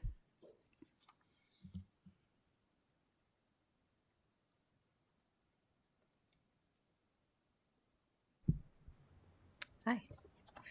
Last time I was here, I was in a long line of like 16 people, and we all had a lot to say. So I'm here tonight to talk to you about Montessori education.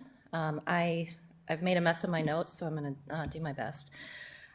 Montessori said that the most important period of life is not the age of university studies, but the first one, the period from birth to the age of 6. So to speak to your point about early childhood education and how important it is, Montessori is not a religious program. It's not a cult if you don't know anything about it. It's been around for 100 years, was developed in Italy by Maria Montessori. Myself, I've been with the Davenport district for 21 years. I have taught kindergarten and first grade. I'm currently teaching kindergarten at Walcott. Starting next year, I am taking a leave of absence for the year to pursue my certification in early childhood Montessori education, which is for ages 3 to 6 years old. They do infants all the way up to high school. I earned my teaching degree and my master's in early childhood and elementary education. Montessori maybe had a sentence in all of the textbooks that we read. So when I decided to enroll my children at Quad City Montessori as toddlers, I didn't exactly know why it was the better of all the programs that I had explored. I did my due diligence in researching preschools. Over time, I came to learn that the Montessori method is infinitely better than all of the early childhood programs. including, I believe, what we currently offer with our Wonders and our other curriculums. The children at Calvary Preschool out in Walcott also have a Montessori program, and when I taught kindergarten at Eisenhower, we loved the Montessori students who came in. They were able to take to kindergarten much more quickly. So after seeing how exceptional the Montessori program was for my own children and how much they would learn in just a very small amount of time, I chose to enroll myself in an accredited teacher training program, hoping to bring some of the principles to my own classroom out at Walcott. Over those 2 years, I spent $8,000 of my own money to enroll in the program, 3 weeks of my summer break in a residency program, 9 months in online coursework, and then the next year for my internship. I purchased the majority of Montessori materials for my classroom and redesigned my entire room so that I could better teach using Montessori methods while still teaching the district curriculum. Made it difficult. They don't align as well as you would think, but it can be done. So I sent my favorite Montessori book to TJ and to my principal, Mr. Garnica, hoping to inspire one of them to see the advantages of a Montessori program. I believe in Montessori education, and I am dedicated to following it with fidelity. In my mind, it is the only way, and cognitive science continually validates her methods that are over 100 years old. Thank you for your time.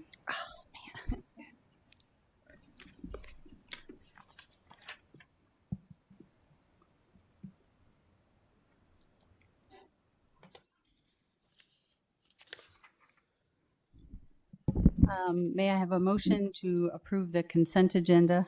Madam Vice President, Director Hayes. I move the board accept the consent agenda as written. Do I have a second? Second. Director Potts. Seconded. All those in favor? Aye. Anyone opposed?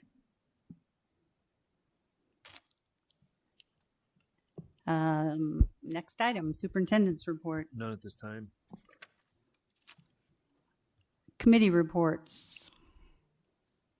Data wall. None at this time. Finance committee. We did meet Friday. You'll be seeing the reports later on. Legislative advocacy. TJ, got anything on that? Okay. Local School Improvement Advisory Committee. We met last week, and the topic was our anti-bullying programming and activities, and Courtney Olson led the presentation. We came away with a number of suggestions from our community members on sort of ways we can improve or communicate what we're doing and things we can do to engage our community in the same programming. And so I will make sure that those are forwarded to Superintendent Schneckloth if they haven't already been done so, and sent to the board. Thank you. Long-range facilities planning. We haven't met since the last meeting, so there's no report. And policy, we meet on the 8th. Finance report. Kevin, you're up.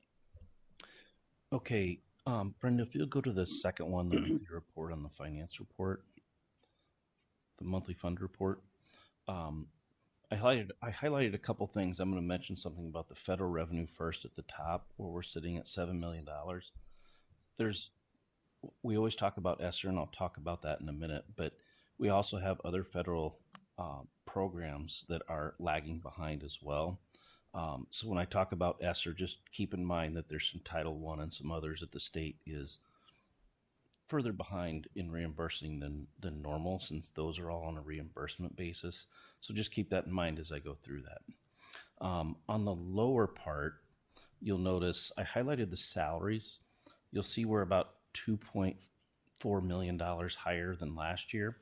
There is some ESSER funds in there. For example, last year at this point in time, we had spent $2.8 million of ESSER funds. We had not made any payments to staff like we had this year. We did do it later last year. This year, those expenditures amounted to $6.7 million.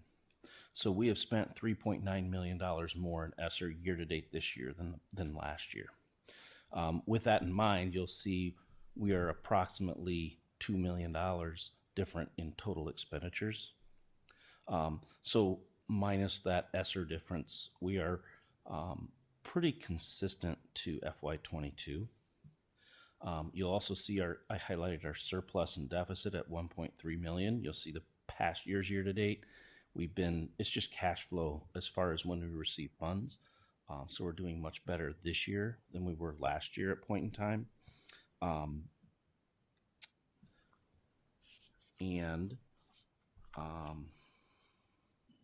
That's the main points I want to talk about in those funds. The thing to remember on revenues for local revenue is property taxes come in April. So while that's lagging behind, we're about 58% of the way through. Those get paid twice a year, so we'll be coming up on that pretty soon. You'll see that 54% drop each of the next couple months, but it'll pick back up when we get our tax payment from the county.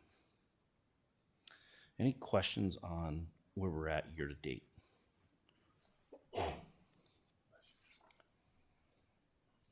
If not, I'll go to the other report, our key measures report.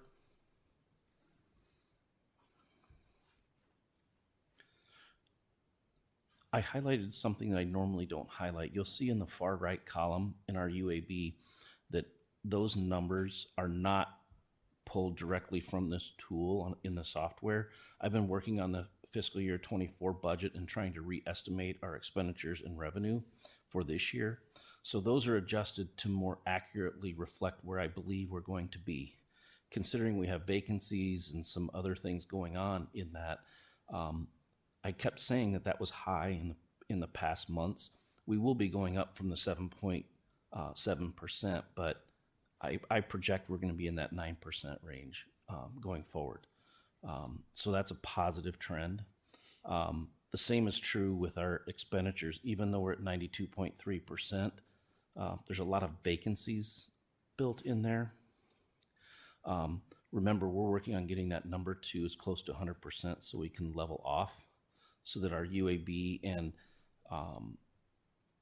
our solvency don't go above the recommended amounts, but we're still healthy in that respect. Most of that is due to vacancies that we have, as we've talked about in the past. On page 2 of that, I don't have it highlighted, but I wanted to point something out. When I did my re-estimates, you'll see the 4 categories of expenditures. The last couple months I've been saying we got to watch that support services. When I re-estimated, I had to recategorize some of those ESSER spending that belong in other funds into other. So a lot of those expenditures moved down, and we are probably not going to have to do an amendment for FY23. So we hit that pretty close, so we're safe in that respect. Any questions on that? President Gosa or Director Gordon, do you have a question?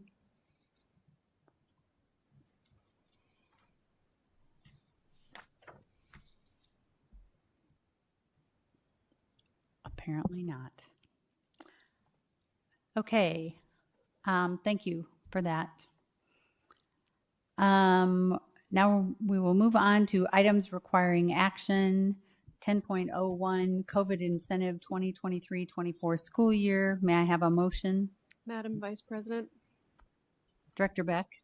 I move the board approve the 2-phase COVID incentive for the 2023-2024 school year to be paid to employees in paid status as presented. May I have a second? Second. Moved by Director Beck, seconded by Director Hayes. Are there any discussion? Director Potts. Can somebody help explain to me why we're paying out COVID money in 23-24 when there's no COVID, or when the pandemic is over? What's the? I mean, I'll leave it at that. No, it's a very fair question, and unfortunately, the effects of COVID are still here. So the recruitment and retaining of teachers is still a very allowable purpose for this, and so that's why we're using the dollars this way. If you look at the reports that Kevin just gave, the balances that we have are due to the unfilled positions that we have. So we believe that this will help us be competitive in a market where there are fewer teachers graduating and fewer staff members. When our inability to keep up with inflation, this really helps us go out and recruit and retain staff. Can we keep track of that so we can see if it does work, if it has the effect we want it to have? Yes, we can. I think that'd be important. Okay. Because we're spending money that the federal government gave us that they don't have. We absolutely keep track of it. Any other questions? I'll call for the vote. All in favor, say aye. Aye. Opposed? Aye. Okay, motion carried. Next up is 10.02, the 2023-2024 academic calendar. May I have a motion?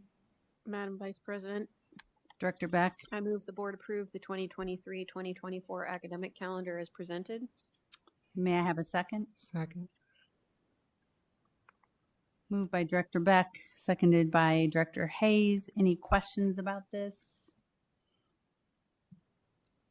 My only comment would be this is quite a different from what we have done in the past, that I would like another survey next year at this time to see if this is working for people, parents, as well as staff.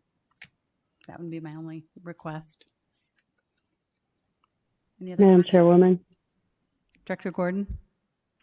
I meant to email earlier about this, and I didn't get around to it, but I remember that there was a survey about this that went out, and I was just trying to determine who all did that go out to. Was that for staff? Was that for families? Was that both?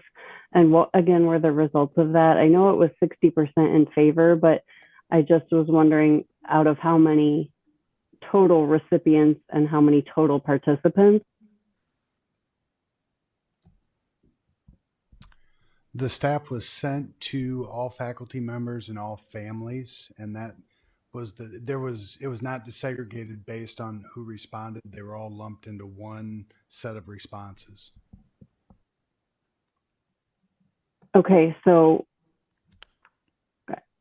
weren't there only something like 1,064 responses total or something like that? Yes, it was just north of 1,000 responses. Okay, so 60% of that is just around, what, 600, 700 people total. I feel like with all of the varying things that are changing on the new calendar, that percentage of responses doesn't give me a lot of confidence that it's maybe in the best interest of everybody. I'm not saying it's not, I just am not sure. I have hesitations about it. The board did receive an email, excuse me, I'm so sorry, with some of the concerns about how there are fewer instructional days on this calendar compared to the traditional calendar. For AP classes, there's going to be quite a bit of crunch time. And then ending the end of term without an in-service day, which gives teachers less time to prepare, not just the grades, but also prepare for the next quarter, especially for high school teachers. Sounds like that's for teachers that only teach one term class. It's a really big transition. So I just have some concerns about it, I guess. And I wonder if this needs to be an immediate change. I agree that something needs to change so that teachers need more plan time, but is this something we can give a little bit more thought and perhaps implement down the road when more things have had time to be considered, like in a year instead of right now?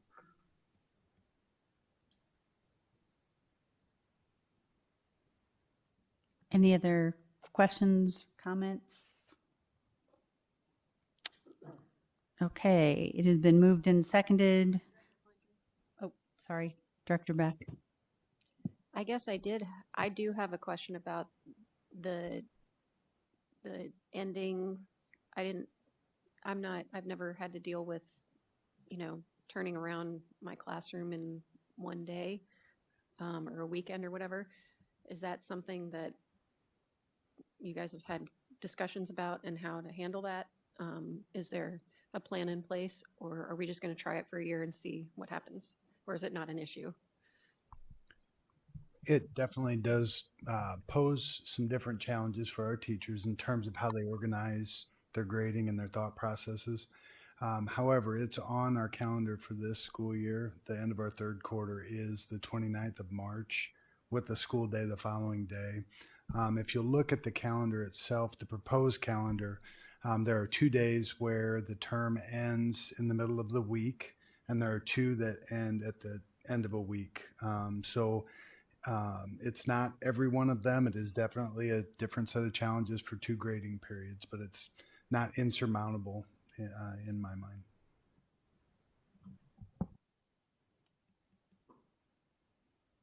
Any other questions, concerns? Sorry. Go ahead.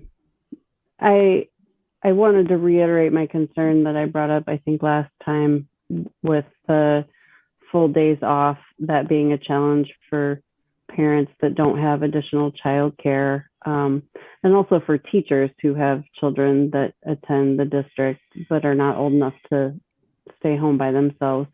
I just think it creates challenges across the board that we could give a little bit more time thinking about. That's all. I am going to do a roll call vote on this. Director Beck? I'm sorry, what was that? We're voting. I'm doing a roll call vote. Oh, okay. Yes. Director Gosa? Yes. Director Hayes? Yes. Director Boston? Yes. Director Potts? Yes. Director Gordon? No. And my vote is yes, so motion carries. Next up is 10.03, George Marshall Gym Roof Replacement. May I have a motion? Madam Vice President, Director Beck? I move the board award the Central High George Marshall Gym Roof Replacement Project to the lowest responsive bidder, Sterling Commercial Roofing, Inc., in the amount of $1,087,300. Is there a second? Second. It was moved by Director Beck, seconded by Director Hayes. Are there any questions or discussions? Gotta be one hell of a roof for $1 million. I mean. Made of gold. Director Gosa? Yes. Do you have a question? Oh, sorry. Did you have a question? No, I do Comment? not. Okay. Director Gordon? No, I do not have a question. Okay. So it's been moved and seconded. All those in favor, say aye. Aye. Aye. Aye. All opposed? Motion passes. Now we are on the discussion items, audit request for proposal. This is going to. Kevin, you want to talk us through this? Sure. Every 3 to 5 years, we have to put an RFP out for auditing services. We have an RFP that's out on the streets right now. There aren't a lot of auditing firms that do Iowa public school auditing, but we still have to go through the exercise of getting that. It's very important that, like Bonsack and Frommel, our current auditor, that we keep ourselves honest and keep them honest as far as having that independence. But when we do this, we have a scoring matrix that we've established throughout the years. We've updated it, and we look at very specific things from an auditing firm. In my 33 years of having auditors, local auditors come in, I can't tell you how many times I've had 2 or 3, I'm going to say, kids straight out of college that have no idea what Iowa school finance is like. We don't have the time or the capacity to teach an auditing firm that doesn't have the experience of doing Iowa public school audits. Bonsack and Frommel does a great job. The other part that happens with the district our size, a lot of it's going to depend on the capacity of their clientele for any auditor that would do that. But you can see I put in here technical experience, audit approach. The approach is sometimes they want to be here for 2 months. They need to know exactly what they're doing and how they're going to do it so we can cut to the chase, if you will. And then the personnel qualifications. That's what I meant about personnel qualifications. You got to have auditors that are on top of their game when it comes to Iowa school finance. Fees is a component, but fees is not everything. So those are the criteria we had. I shared that at the finance committee, and the percentage and the breakdown of what we do. We keep that before we receive any audits, so we keep as much level playing field for all the auditors. So that'll be coming up, I believe, at the end of March. So it's out now. We'll do the evaluation. We'll share it with the finance committee, and then we'll bring it to the board at 2 meetings from now. Any questions? Information you need before it comes to the vote? Okay. Next up is high school strength and conditioning curriculum adoption. So the next 2 items will be Ali Vandermeiden's wheelhouse. So the very first one is the high school strength and conditioning curriculum adoption. You're going to see a wave of these come through for our secondary schools. As you saw in the Friday report, we are doing everything that we can to make sure that our teachers have the most up-to-date tools in their classes. So Ali, if you kind of want to talk us through, looks like you have a blinking mic there, so maybe try the other one. It's going to talk us through what this adoption is and answer any questions that we have. Thank you, Ali, for joining us. Yeah, so I'm the Ali Vandermeiden Curriculum Specialist for PE and Health, as well as CTE, but also PE and Health. I will let you know that our strength and conditioning coaches wanted to be here tonight, but one after the other had something pop up. So you have me. We are recommending an adoption of a strength and conditioning curriculum that will allow students to personally track workouts and training sessions, create personal sets of workouts, and the technology to go along with that. So we have piloted 4 different programs for the past couple of months within each of our different high schools. And all of the teachers all of the strength and conditioning teachers in the district kind of came together and they're like, this one is awesome. We have to do this one. So we're really excited about this. We have it as a 7-year adoption for what's called RAC Coach for the high school PE teachers. There's also a technology component to this as well. So there's tablets for each one of the racks so the students can keep track of their information. And very secure cases for those tablets. Any questions, Director Beck? Oh, I just want to know, does this mean board members get to come over and they can strengthen us and condition us? I would love that. And I'm sure our teachers would also love that. That's what I need. Director Beck. Yeah, I would totally love to come do my workouts there. My only question is about, you said students can track workouts and things. We're not asking them to put something on their personal devices, right? This is all through this program. Yeah, and that's the reason why we wanted to get the RAC tablets, is because not all students have personal devices. As much as we complain about students having cell phones everywhere, we can't make that assumption. And so we wanted to make sure that all students could access this curriculum. So okay, well, and I also want to make sure we keep, this is personal information that I don't want us to set up a window to allow it to be stolen. Yep. We've definitely asked those data security questions of this particular company in schools all across the nation, so they certainly understand the importance of this very personal information. Okay, thanks. Director Gosa, do you have any questions? I do not. Director Gordon? Yes. First, I just want to say that this is so exciting, and reading about this and hearing about it is probably one of the favorite things I've read about curriculum since being on the board. I think it's super awesome that high school kids are going to get to experience something like this.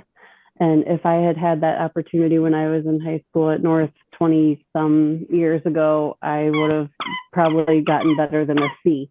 But the other thing that I wanted to ask about it is, because we know high school girls in particular, we have to kind of be careful with watching how much they exercise and their habits, because habits can quickly form into like orthorexia, where they get to exercising too much.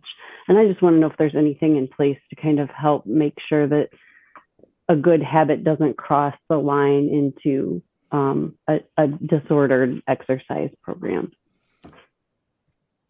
I can't speak specifically to that. I can speak to the technology and how it tracks the workouts and how the students are reporting how they're working out.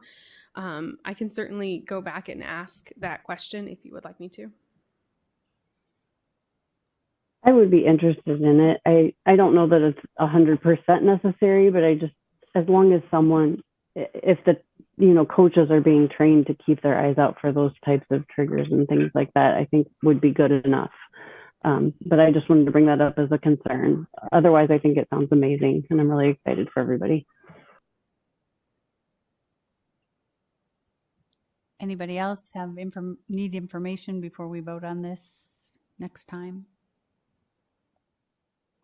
Okay, thank you for that. And we'll go on to your next one on engineering equipment for Central, North, and West High School. Okay, so we are asking to use ESSER funds to upgrade our engineering pathway and engineering equipment at 3 of our high schools right now where the engineering classes are being taught. We currently use the Project Lead the Way curriculum at the high schools to teach our engineering pathway courses.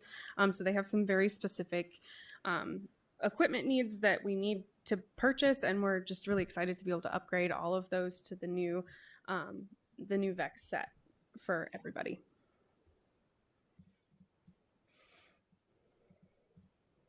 Any questions? Director Gordon, any questions about this? No, thank you.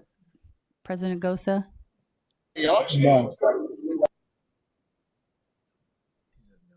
Oh, okay. I was like, what did he say?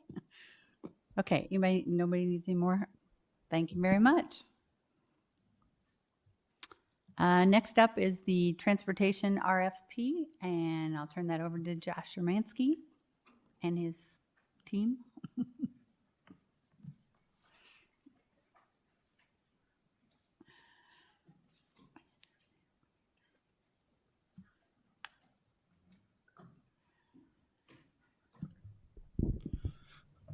So about a month and a half ago, we put out an RFP for our transportation services, which is currently being provided by Durham for our busing for our entire district.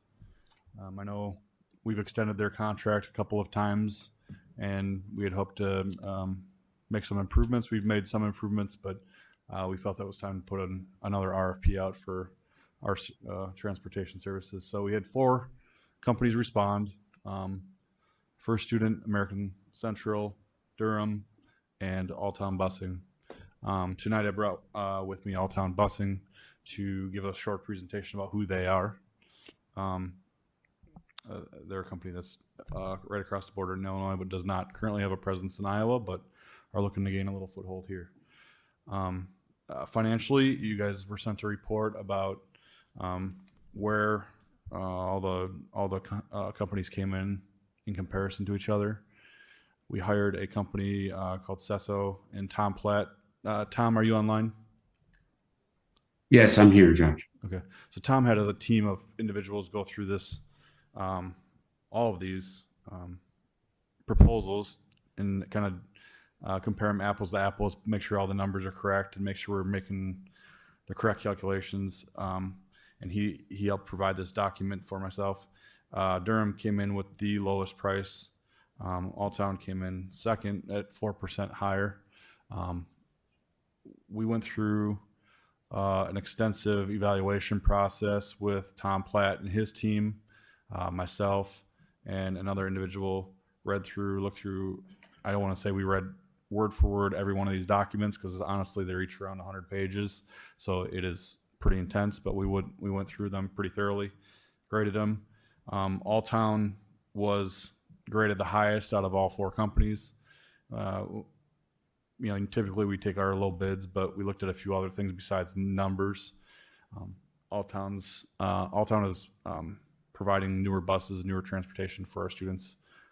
Durham came back with a similar fleet, but updating it over time, as in like 13 to 14 new buses a year, would take numbers of years to create that flip of their buses that are pretty well aged at this point. So we thought that was about enough difference to make up for the 4%. Obviously, we want safe transportation for our kids, and a new fleet would provide that for them. I'm going to flip over and let Alltown kind of present who they are and what services they've presented to us in their proposal. With me is Justin, Greg, and Max, each with the company, and I'll let them take it over from here because I'm sure they want to introduce themselves. Well, good evening, everyone. We thank you for the opportunity to have a conversation with you. We have a lengthy presentation deck made up, but really would like to cover highlights with you. And if you have questions, we can talk about those and get into those details. So just a little bit about us here.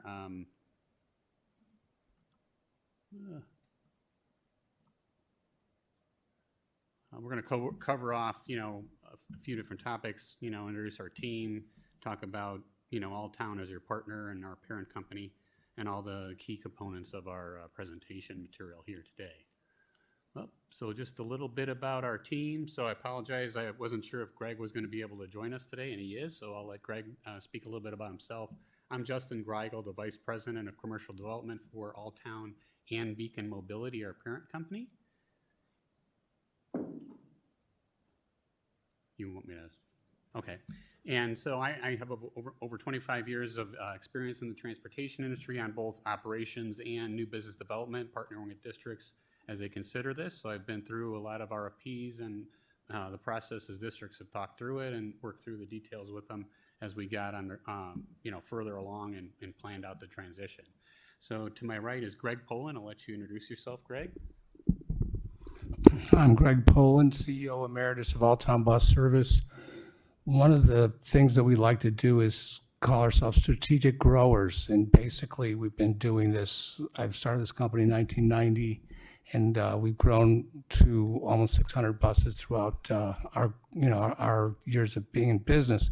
The strategic growth part comes with Davenport being a very interesting growth target for us.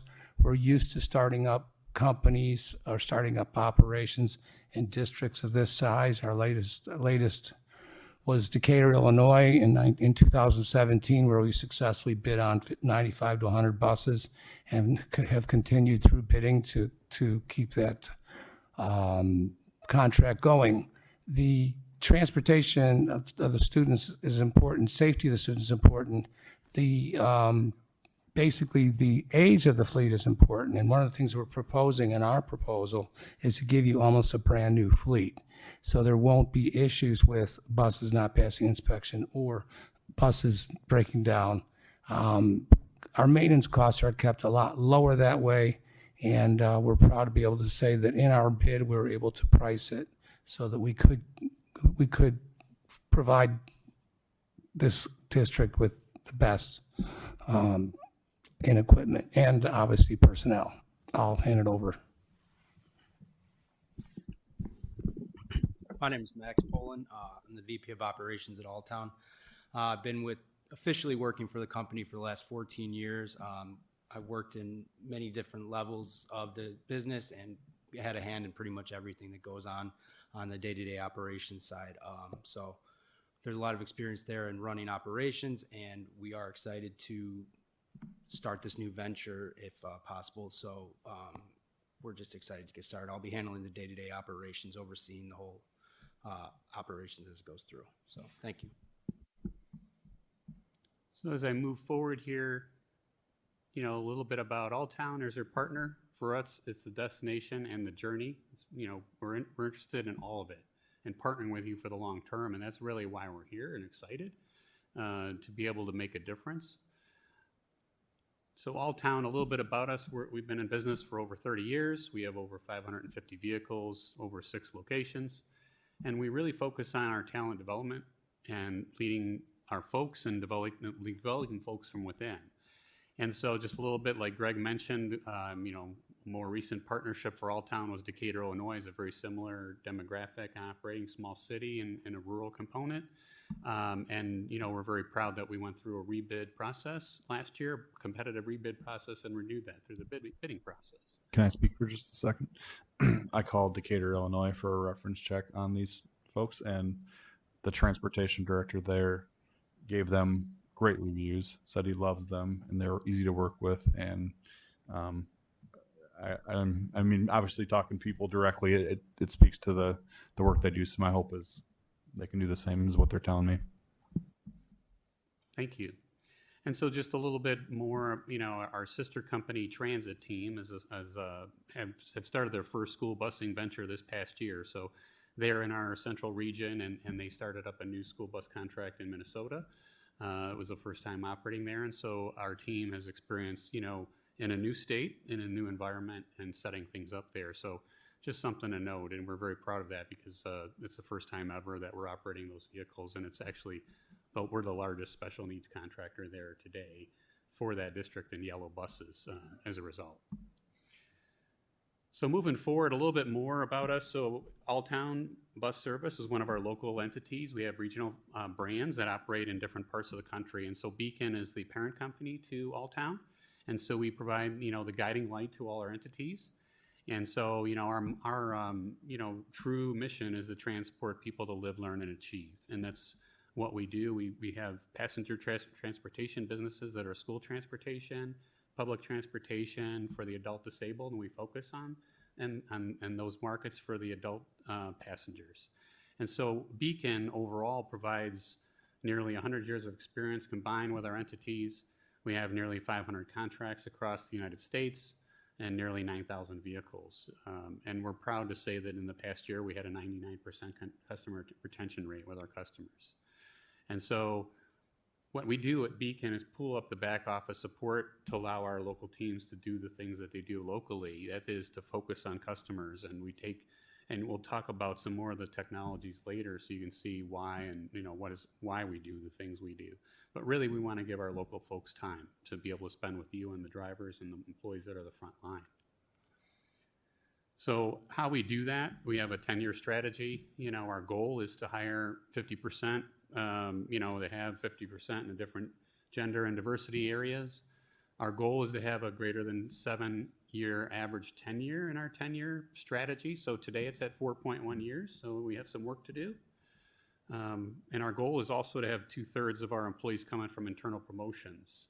And it's a real big, important part for us because we want to give folks tools to grow. And when they do those things, they grow and they are able to provide better quality service in their roles, and they may be able to move on and take on something. Some are enjoying the development that they just really haven't had much of.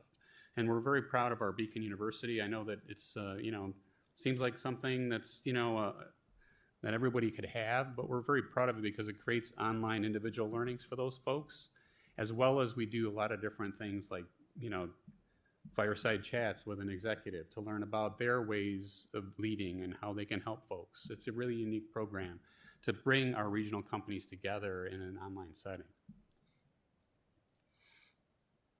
So the other big part of our approach is truly, the employee retention piece.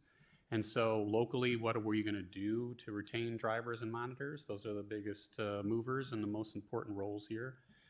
We are providing a significant starting rate of $19 an hour for drivers, and that also includes a $14.50 starting rate for monitors. And then the top rates, in the coming year will be $24.68 for drivers and $19.20 for monitors. So as you can see, there's some pretty significant steps when employees move, when they have experience with us.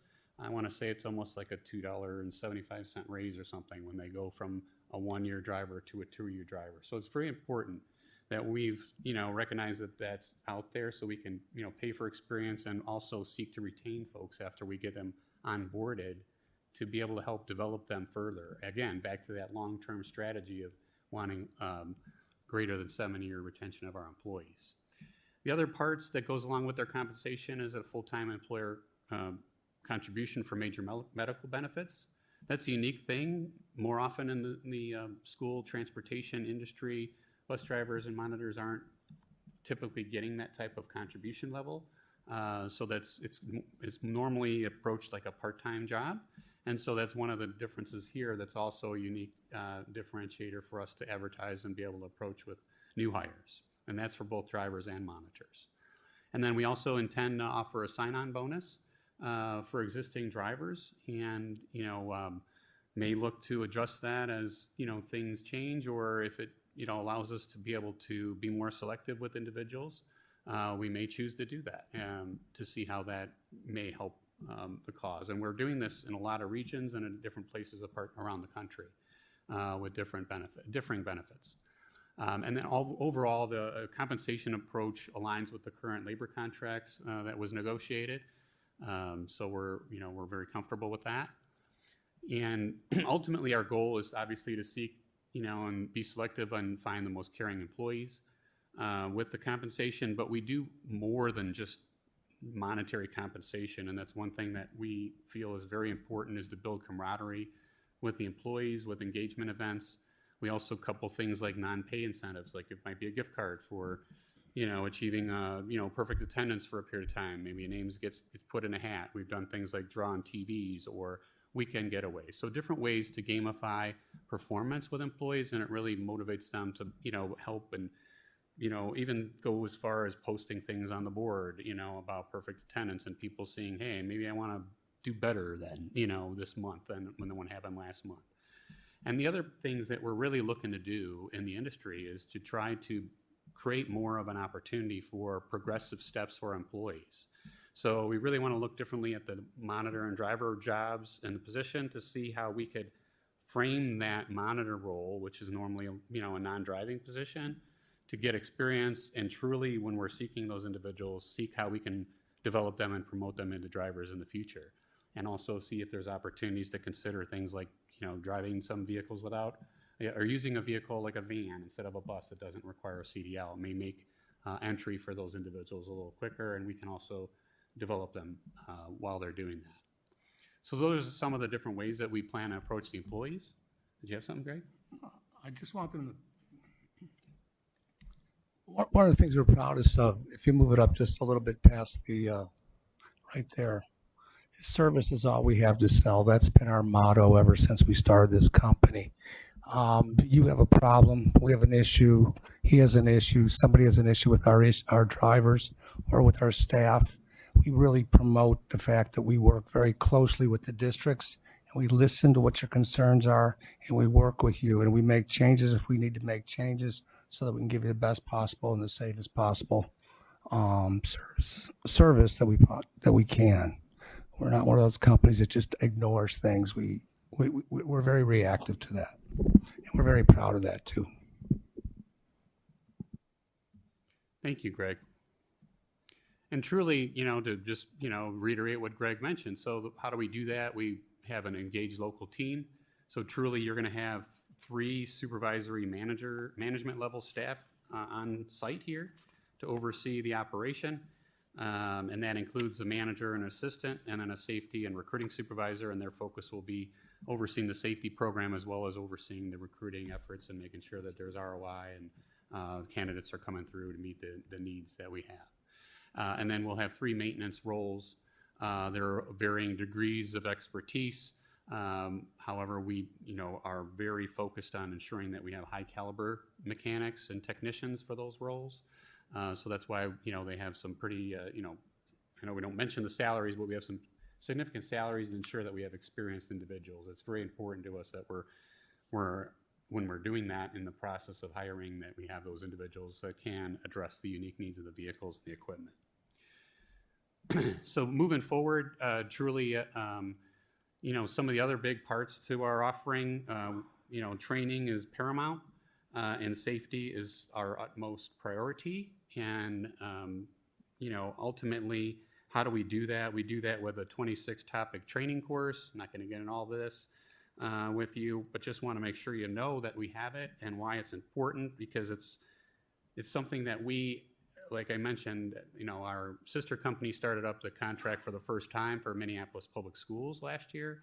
And so we didn't have on the ground yellow bus trainers in Minnesota, prior to last year. So what we did is we were able to bring in trainers from other states. And so our training program is a standardized offering. So it's the same materials, same methodology for the standard school bus curriculum and topics. And then we'll obviously have state-specific, things that we layer in.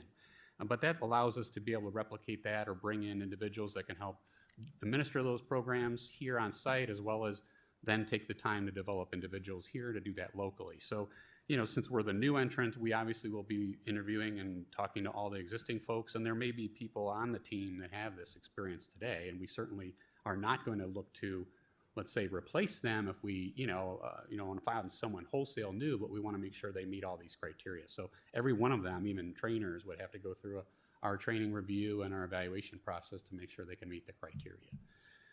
And so we also offer 8 topics and special needs training. So for the special needs drivers and monitors, that's additional training that we offer and specialize. A lot of it's hands-on with even the driver and monitor in a wheelchair riding on the bus to feel that experience.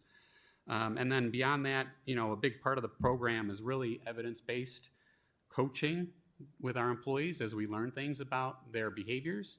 And so that's, a big part of the program for the safety side. So we didn't want to get into every, nook and cranny of our safety program. It's not to say that we diminish it. It's something we do, and it has to be done. It's the most important thing we do. But how do we get there, and how do we help, coach and manage things is through different practices. So one big one for us is we use a program and a system called Lytx Drive Cam. It's a camera on the forward windshield of the bus, and one facing outward, one facing inward, and it's got motion sensors and artificial intelligence. So if the bus stops fast or jerks, or it could feel the bus kind of veering off.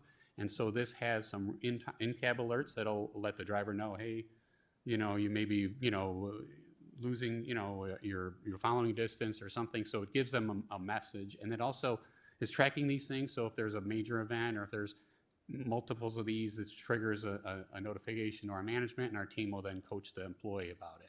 And we use the video as a tool, right, to go through those, maybe events with them and show them. And sometimes it's a great learning experience for the group if we are able to share something, from one of these experiences. Did you have something else you wanted to add? No? So it's something we're really proud of, and it's something that, it's important to note that it's only as good as, again, us using the tool to help coach and manage our folks. And that's really what we're using it for, is to do that. And it's a great experience for us. And one of the things that we've learned, we're implementing this across every one of our fleets. But when we did a pilot to test a couple different systems out there, when we did this in Burnsville, Minnesota, with 100 vehicles, we were able to reduce events by more than 50%. And they were noticed. It was very intriguing to see. So moving forward, then, truly, how do we make, and connect the experience? And this is one of the things that, I wanted to share the different technologies at a high level with you and what we do and what we have. So moving forward, how do we connect with our employees? We do that with 2 different systems. One is Workday. Workday is really soup to nuts, one-stop shop for managing the entire life cycle of employees from the recruitment process to their retirement. So it ultimately has their employee files. When they go to put their fingerprint results or fingerprints, it'll capture the results from the system and have them in a centralized place for our safety team to look at and review. So that's some of the big pieces of that from the management side. It tracks all that information. So as we're doing gamification, like I mentioned, if we're going to do a contest or we're tracking different driver behaviors, we're going to be stacking those things into the system so it shows the history. So the tool and the idea is if Greg needs to talk to an individual or Max wants to talk to an individual employee, they can look up the history right there from Workday from the system. So that's our end goal, is to be able to pull that data into the system, be able to use it to our advantage. And then the other parts to it is it's a one-stop shop for the employee, their employee benefits, their payroll information, their pay stubs will be in the system. It's all on an app, so they can get it from anywhere. They can get it from home on their computer, on their phone. There's also a tablet in the bus, for our operations, and they can access the system from there as well. And so moving forward, what else do we have available and how do we connect our employees is through an employee app. We're really, proud of this. It's really unique. It's like Facebook for, employees. And again, that's where we put a lot of information, highlights about employees and different events, and truly helps us connect the whole platform, as I mentioned. And you saw, we're in 21 states, right? So how do we connect everybody together and be able to share different things that are going on between the platforms? So then moving forward, what other technologies are we going to do to ensure, on-time performance or customer, to ensure that we're meeting the needs of our customers, right? So truly we use a system that helps us manage the dispatching and scheduling. It's basically an automated system. So, someone's supposed to show up at 6 a.m. If they're not here by 5:50, it'll turn, orange saying, wait a minute, there's a time window, there's a close, you should be expecting them. We should be watching for them. The dispatchers could react. The other pieces for the system allows us to reassign routes or things to drivers and track who's doing what. And the other big part of it is it's our kind of central repository to pull your routing information from your routing system into the dispatch software, so we know the times of everything, and we're also able to layer, so this interfaces with the GPS system and is able to layer right across the routes, so we can see, what actually is happening compared to the route sheets, so that we can, either go coach the driver or talk to the driver, or we might find there's a reason they're going a certain way, and then we can go back and talk to the router or make an adjustment, and it gives us really great insight against the plan versus actual routes.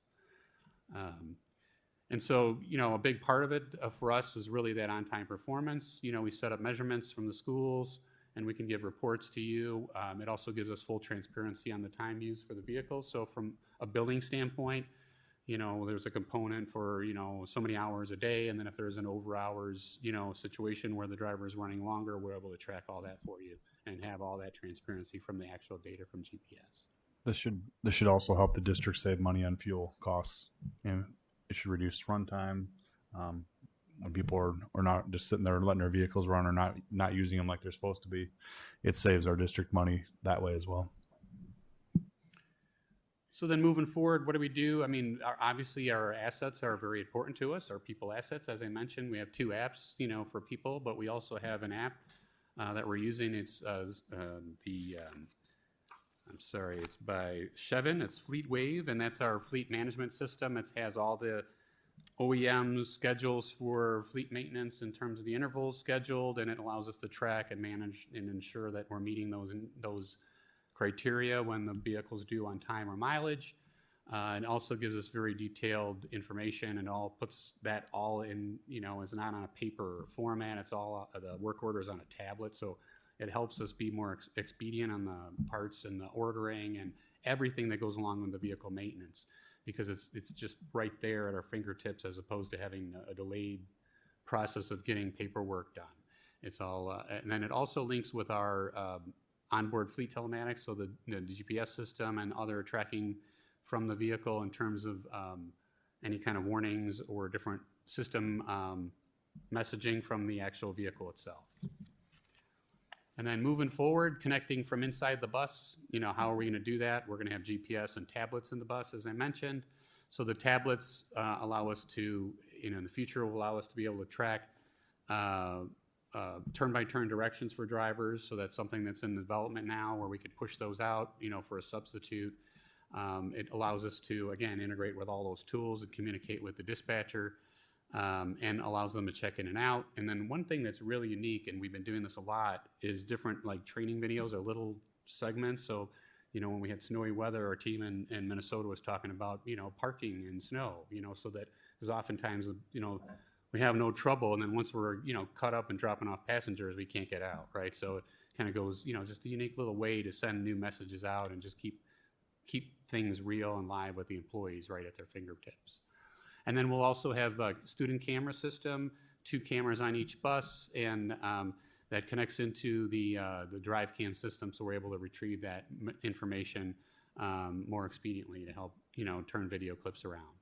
And then also we do offer a Where's My Kid app. That's a parent app for tracking the buses and can coordinate with your district to set that up if it's something that you're interested in having for your families to help take another piece of the communication puzzle out of the equation.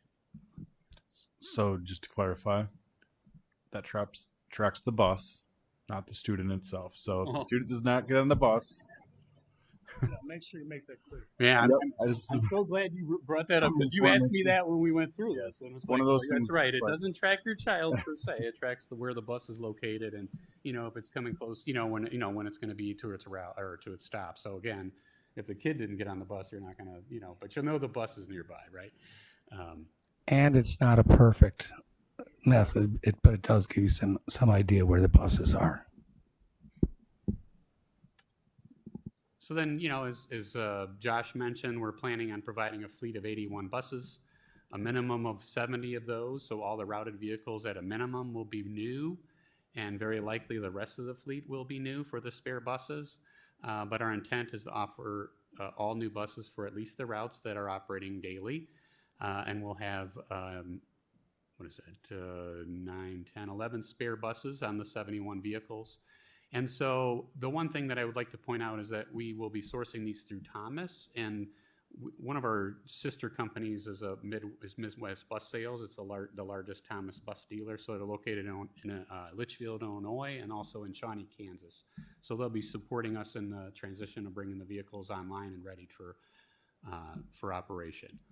And then the other part that I'd like to point out, and I know that this is something that I know you may be thinking about for longer term or an opportunity to consider, is electrification or an electrification pilot.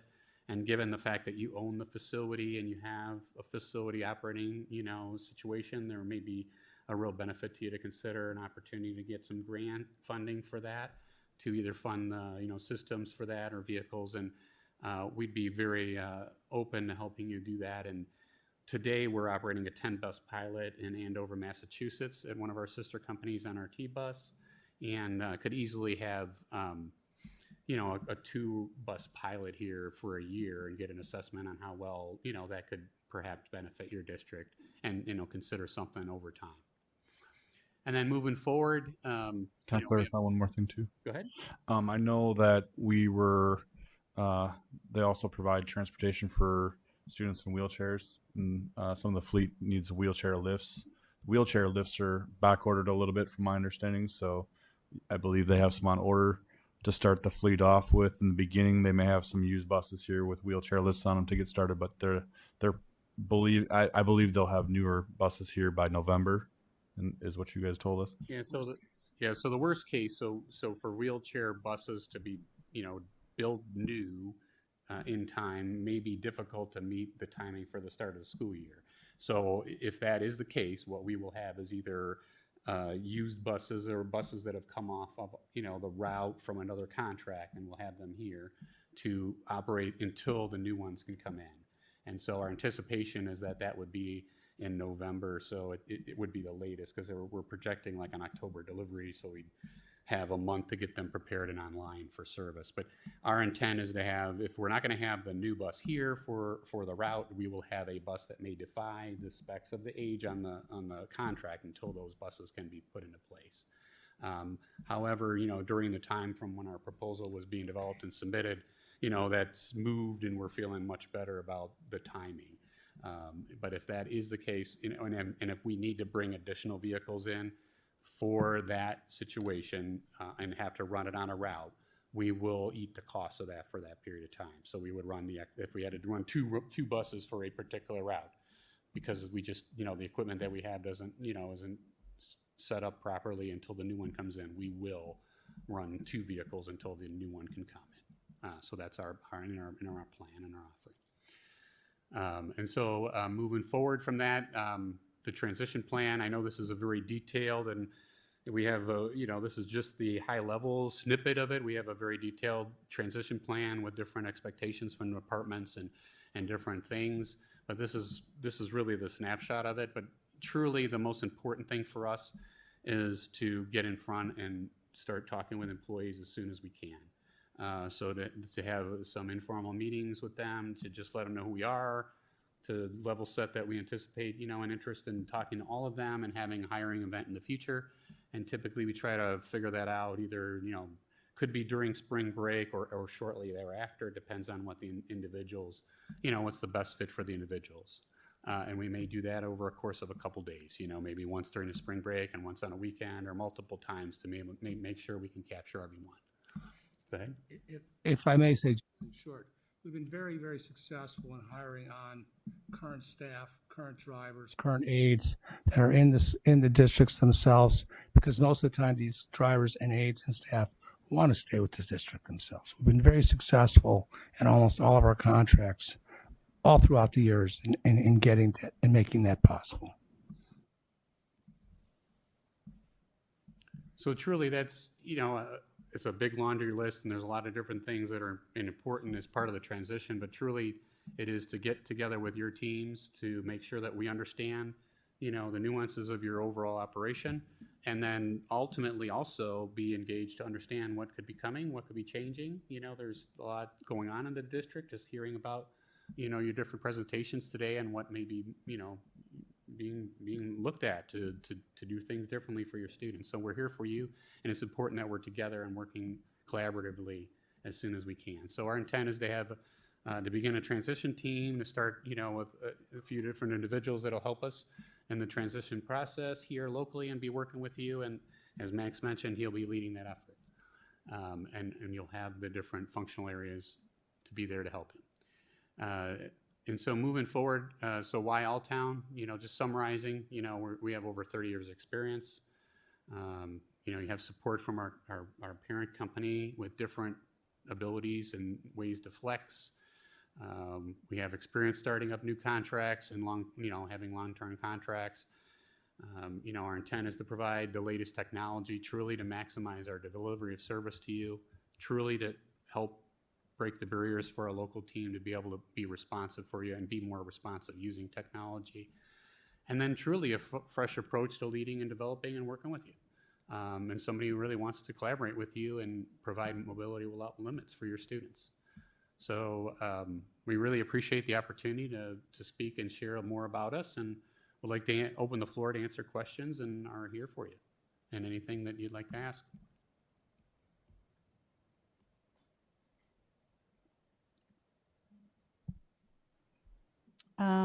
President Gosa, do you have any questions?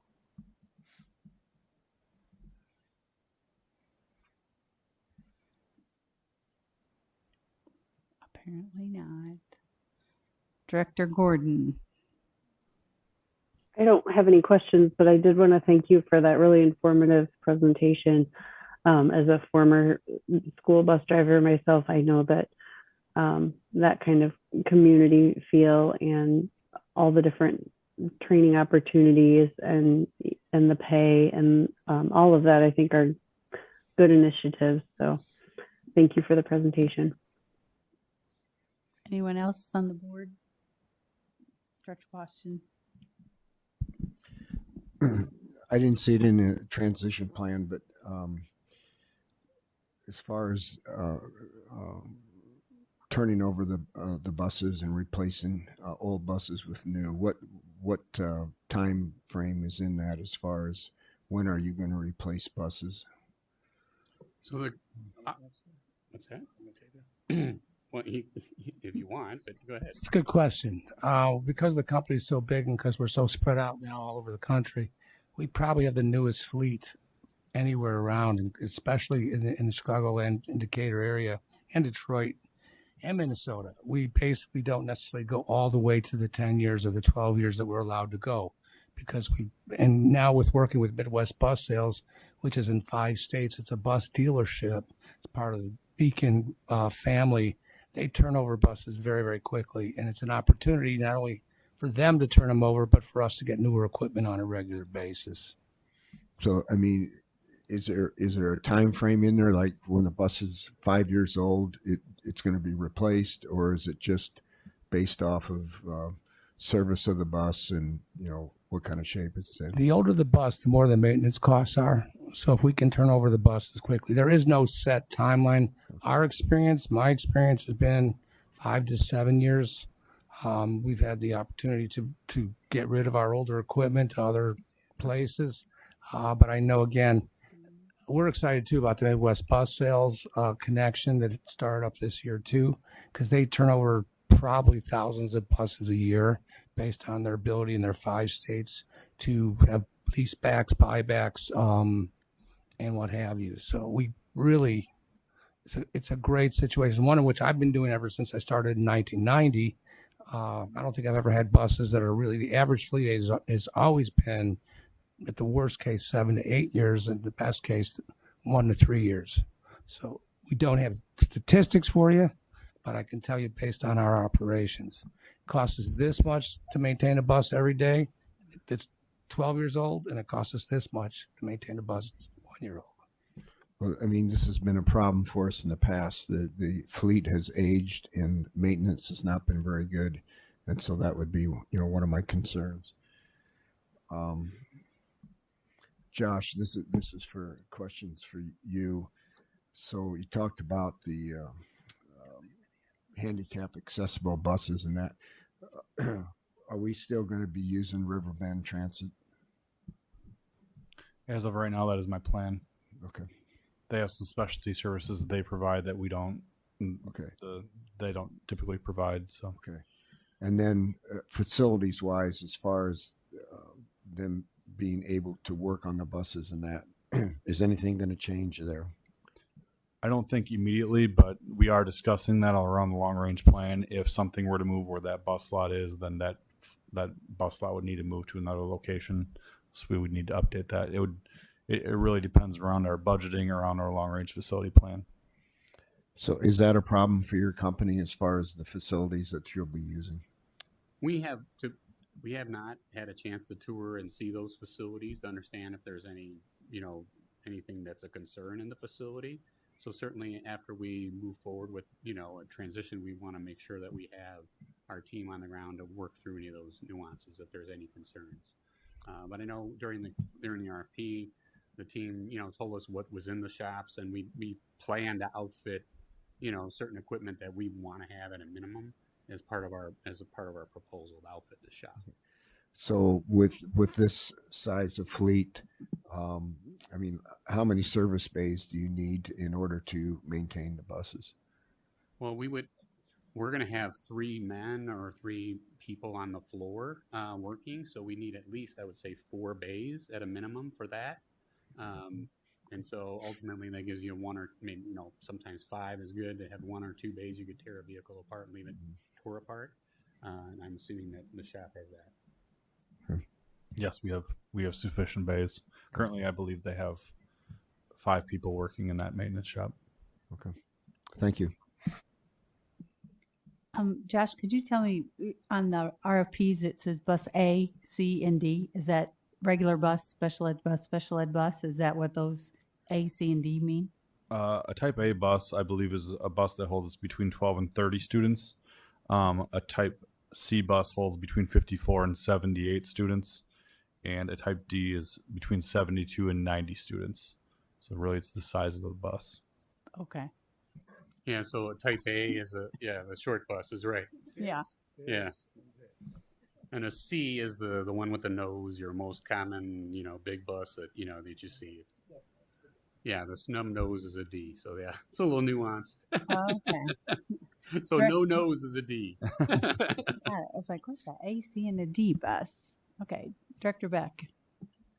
So I have a couple questions. So first of all, thank you so much for sticking around to give us this presentation. And thank you also for putting the turnover rates and the wages that you guys shoot for in there, because that was my first question, was how often are your drivers and monitors turning over?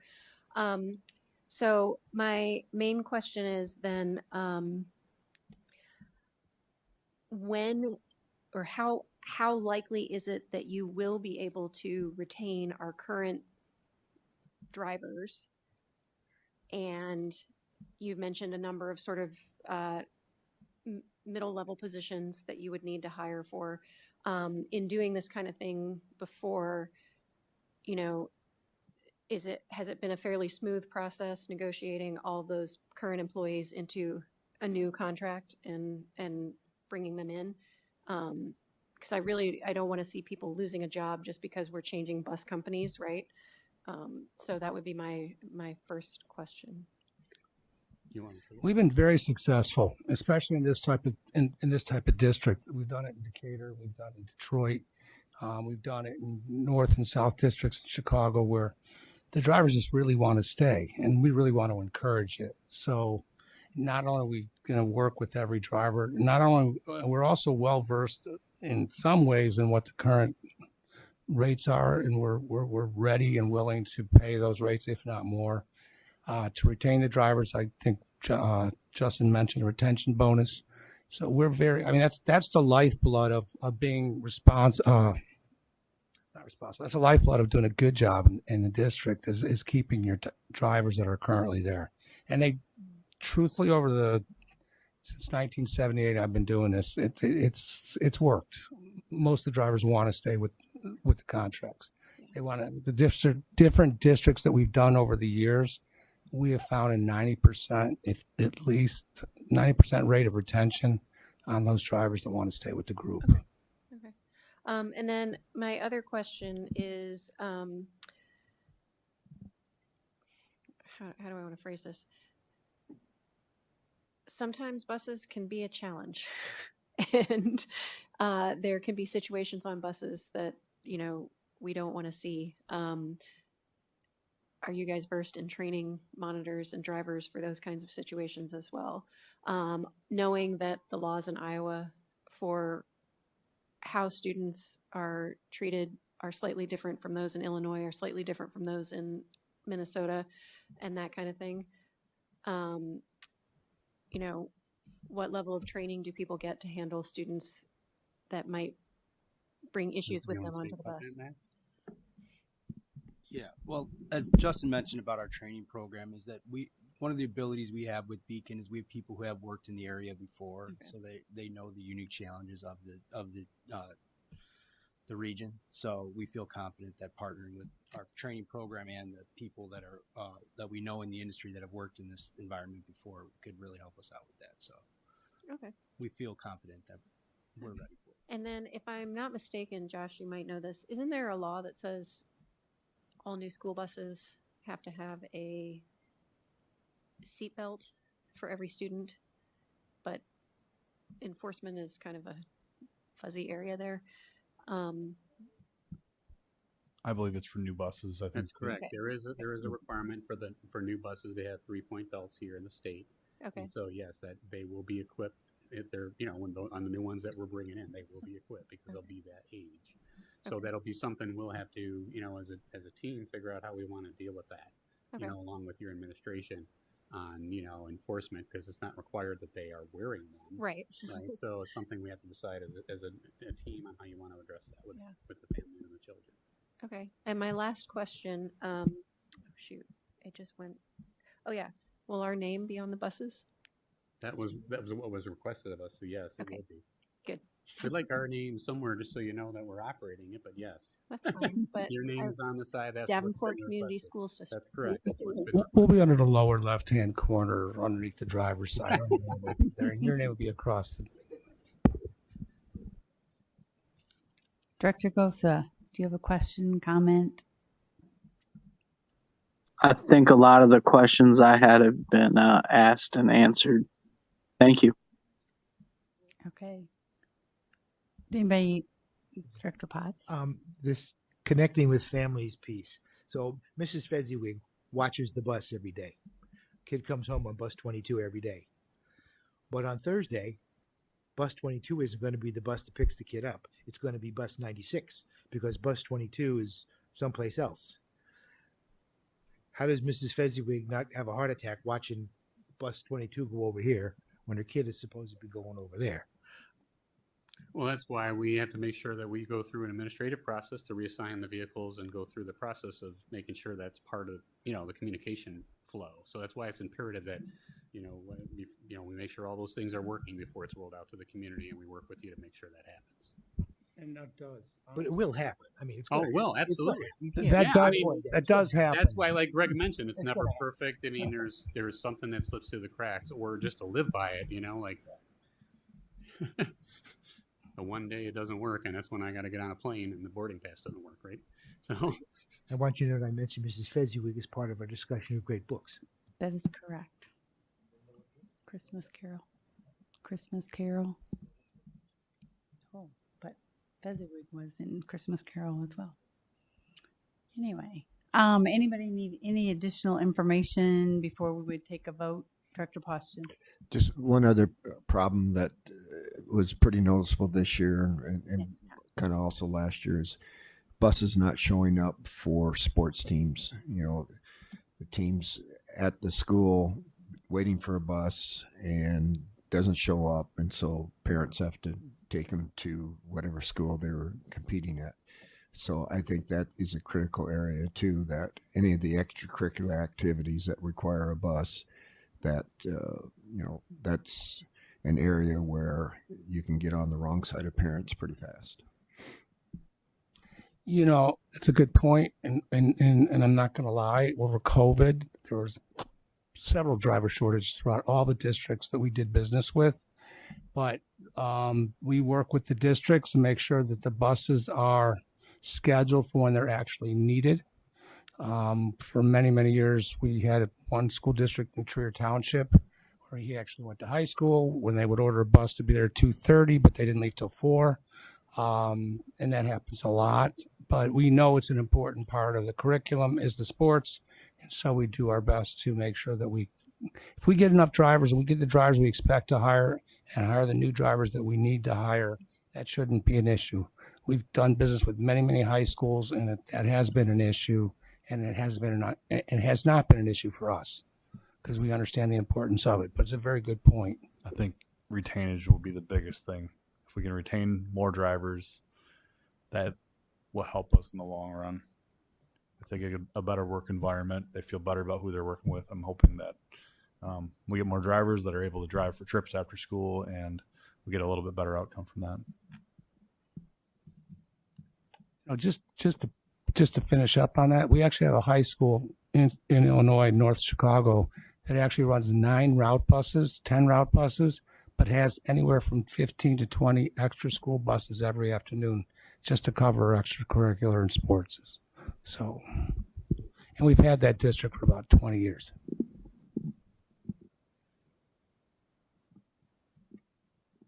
Director Beck.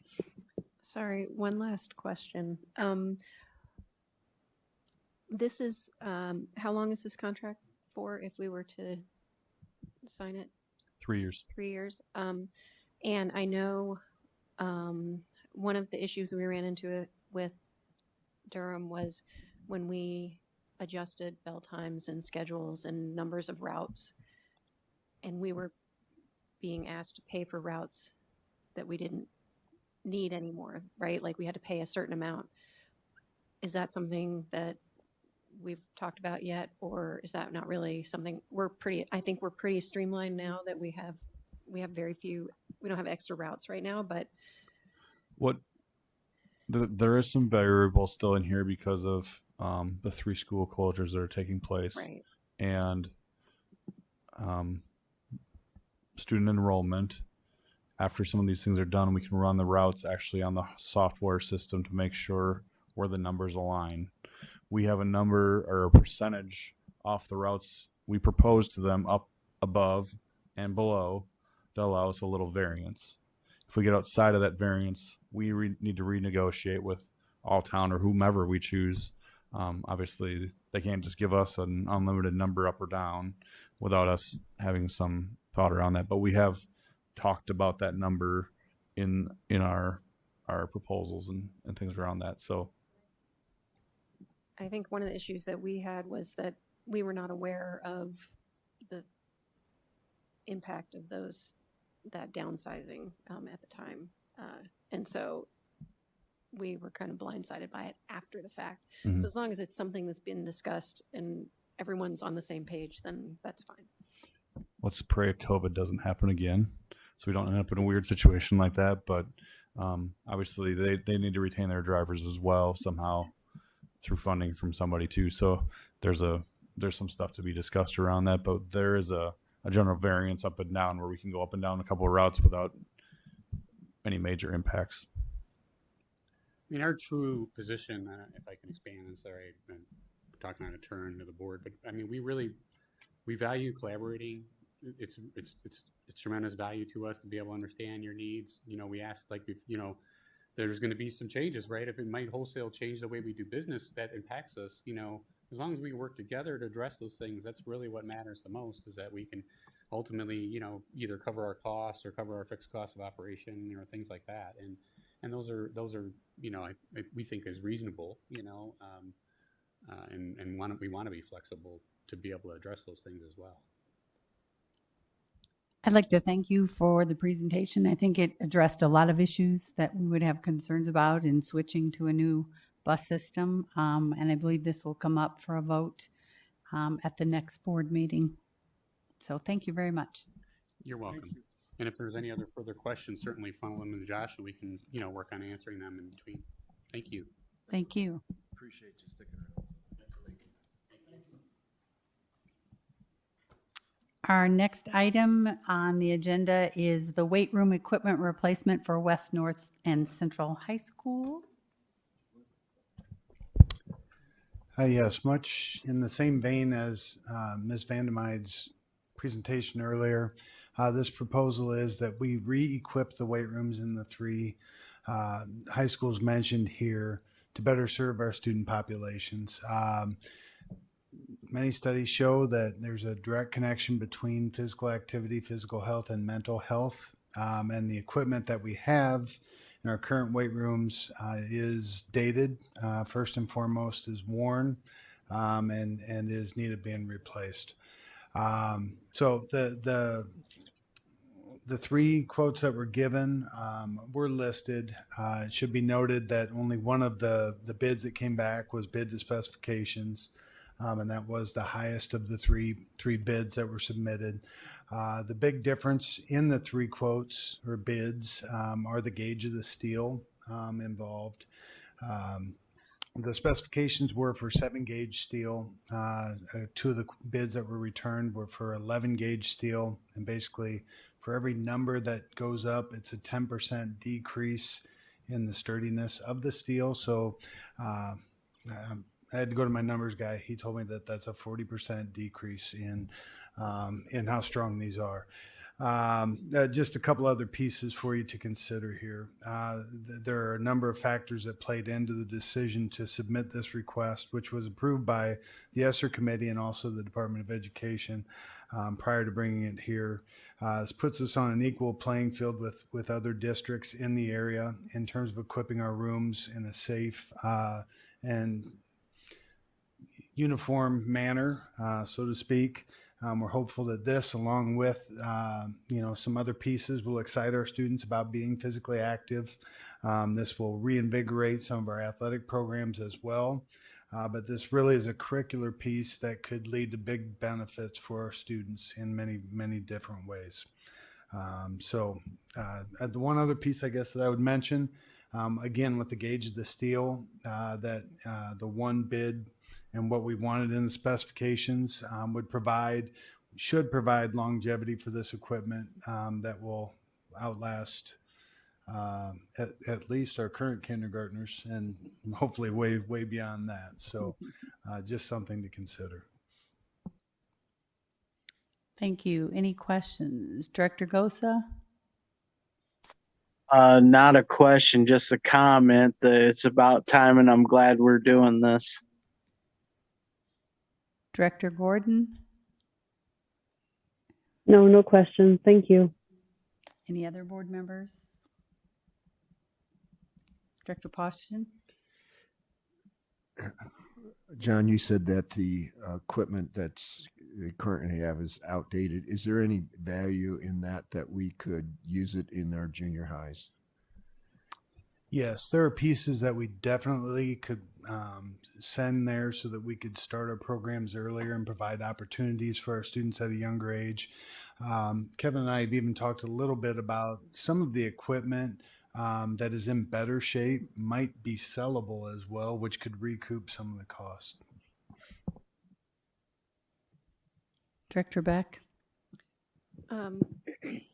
I like the idea that we're putting all of our high schools in the same place, and pooling purchases is, I think, going to benefit us in the long run. Do we have the ability to do the maintenance? Are we ready to do the maintenance on these as well? Because I know, machines break no matter how people use them. And so I'd hate to have stuff out of commission just because we don't have somebody who can fix it. My experience, and I could turn this over to a couple others here, but my experience both as a teacher, a coach, and an administrator is that a lot of those, when things break down in the weight room, a lot of times you have to go to the outside to get the proper support. I think that's another thing that Kevin and I don't think I know. That is another thing that we talked about when we talked about possibly selling some equipment, would be to have money available then for that exact purpose. Anybody need any more information before we vote on this next time? Thank you very much. Policies for board second review. Anybody have any questions? That's good to see. Administrative reports. Not at this time. Board reflections. Director Gosa, we'll let you go first. You're so kind. I guess my biggest reflection for tonight will be I'm glad we went out for RFP for the busing service. I think it's been inadequate for quite a while, and I'm glad to see that someone else is looking at coming in. And that's all I have. Thank you. Director Gordon? Really excited about the new strength and conditioning equipment and programming. That's all I got tonight. Thank you. Director Potts? I thought the conversation that we had concerning the literacy presentation was pretty good. I think that's probably the longest time and the deepest we've gone into that subject. And I just thought that was, for me, that was the highlight of the evening. Other than Mrs. Fezziwig and Great Expectations. Director Hayes? I actually enjoyed both presentations as well as the RFP for the busing. I think that's long overdue. Director Poston?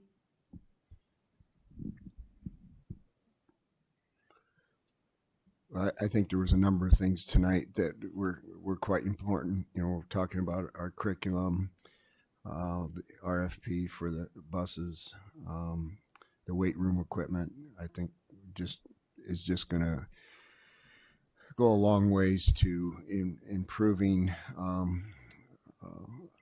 student participation and also helping with early literacy.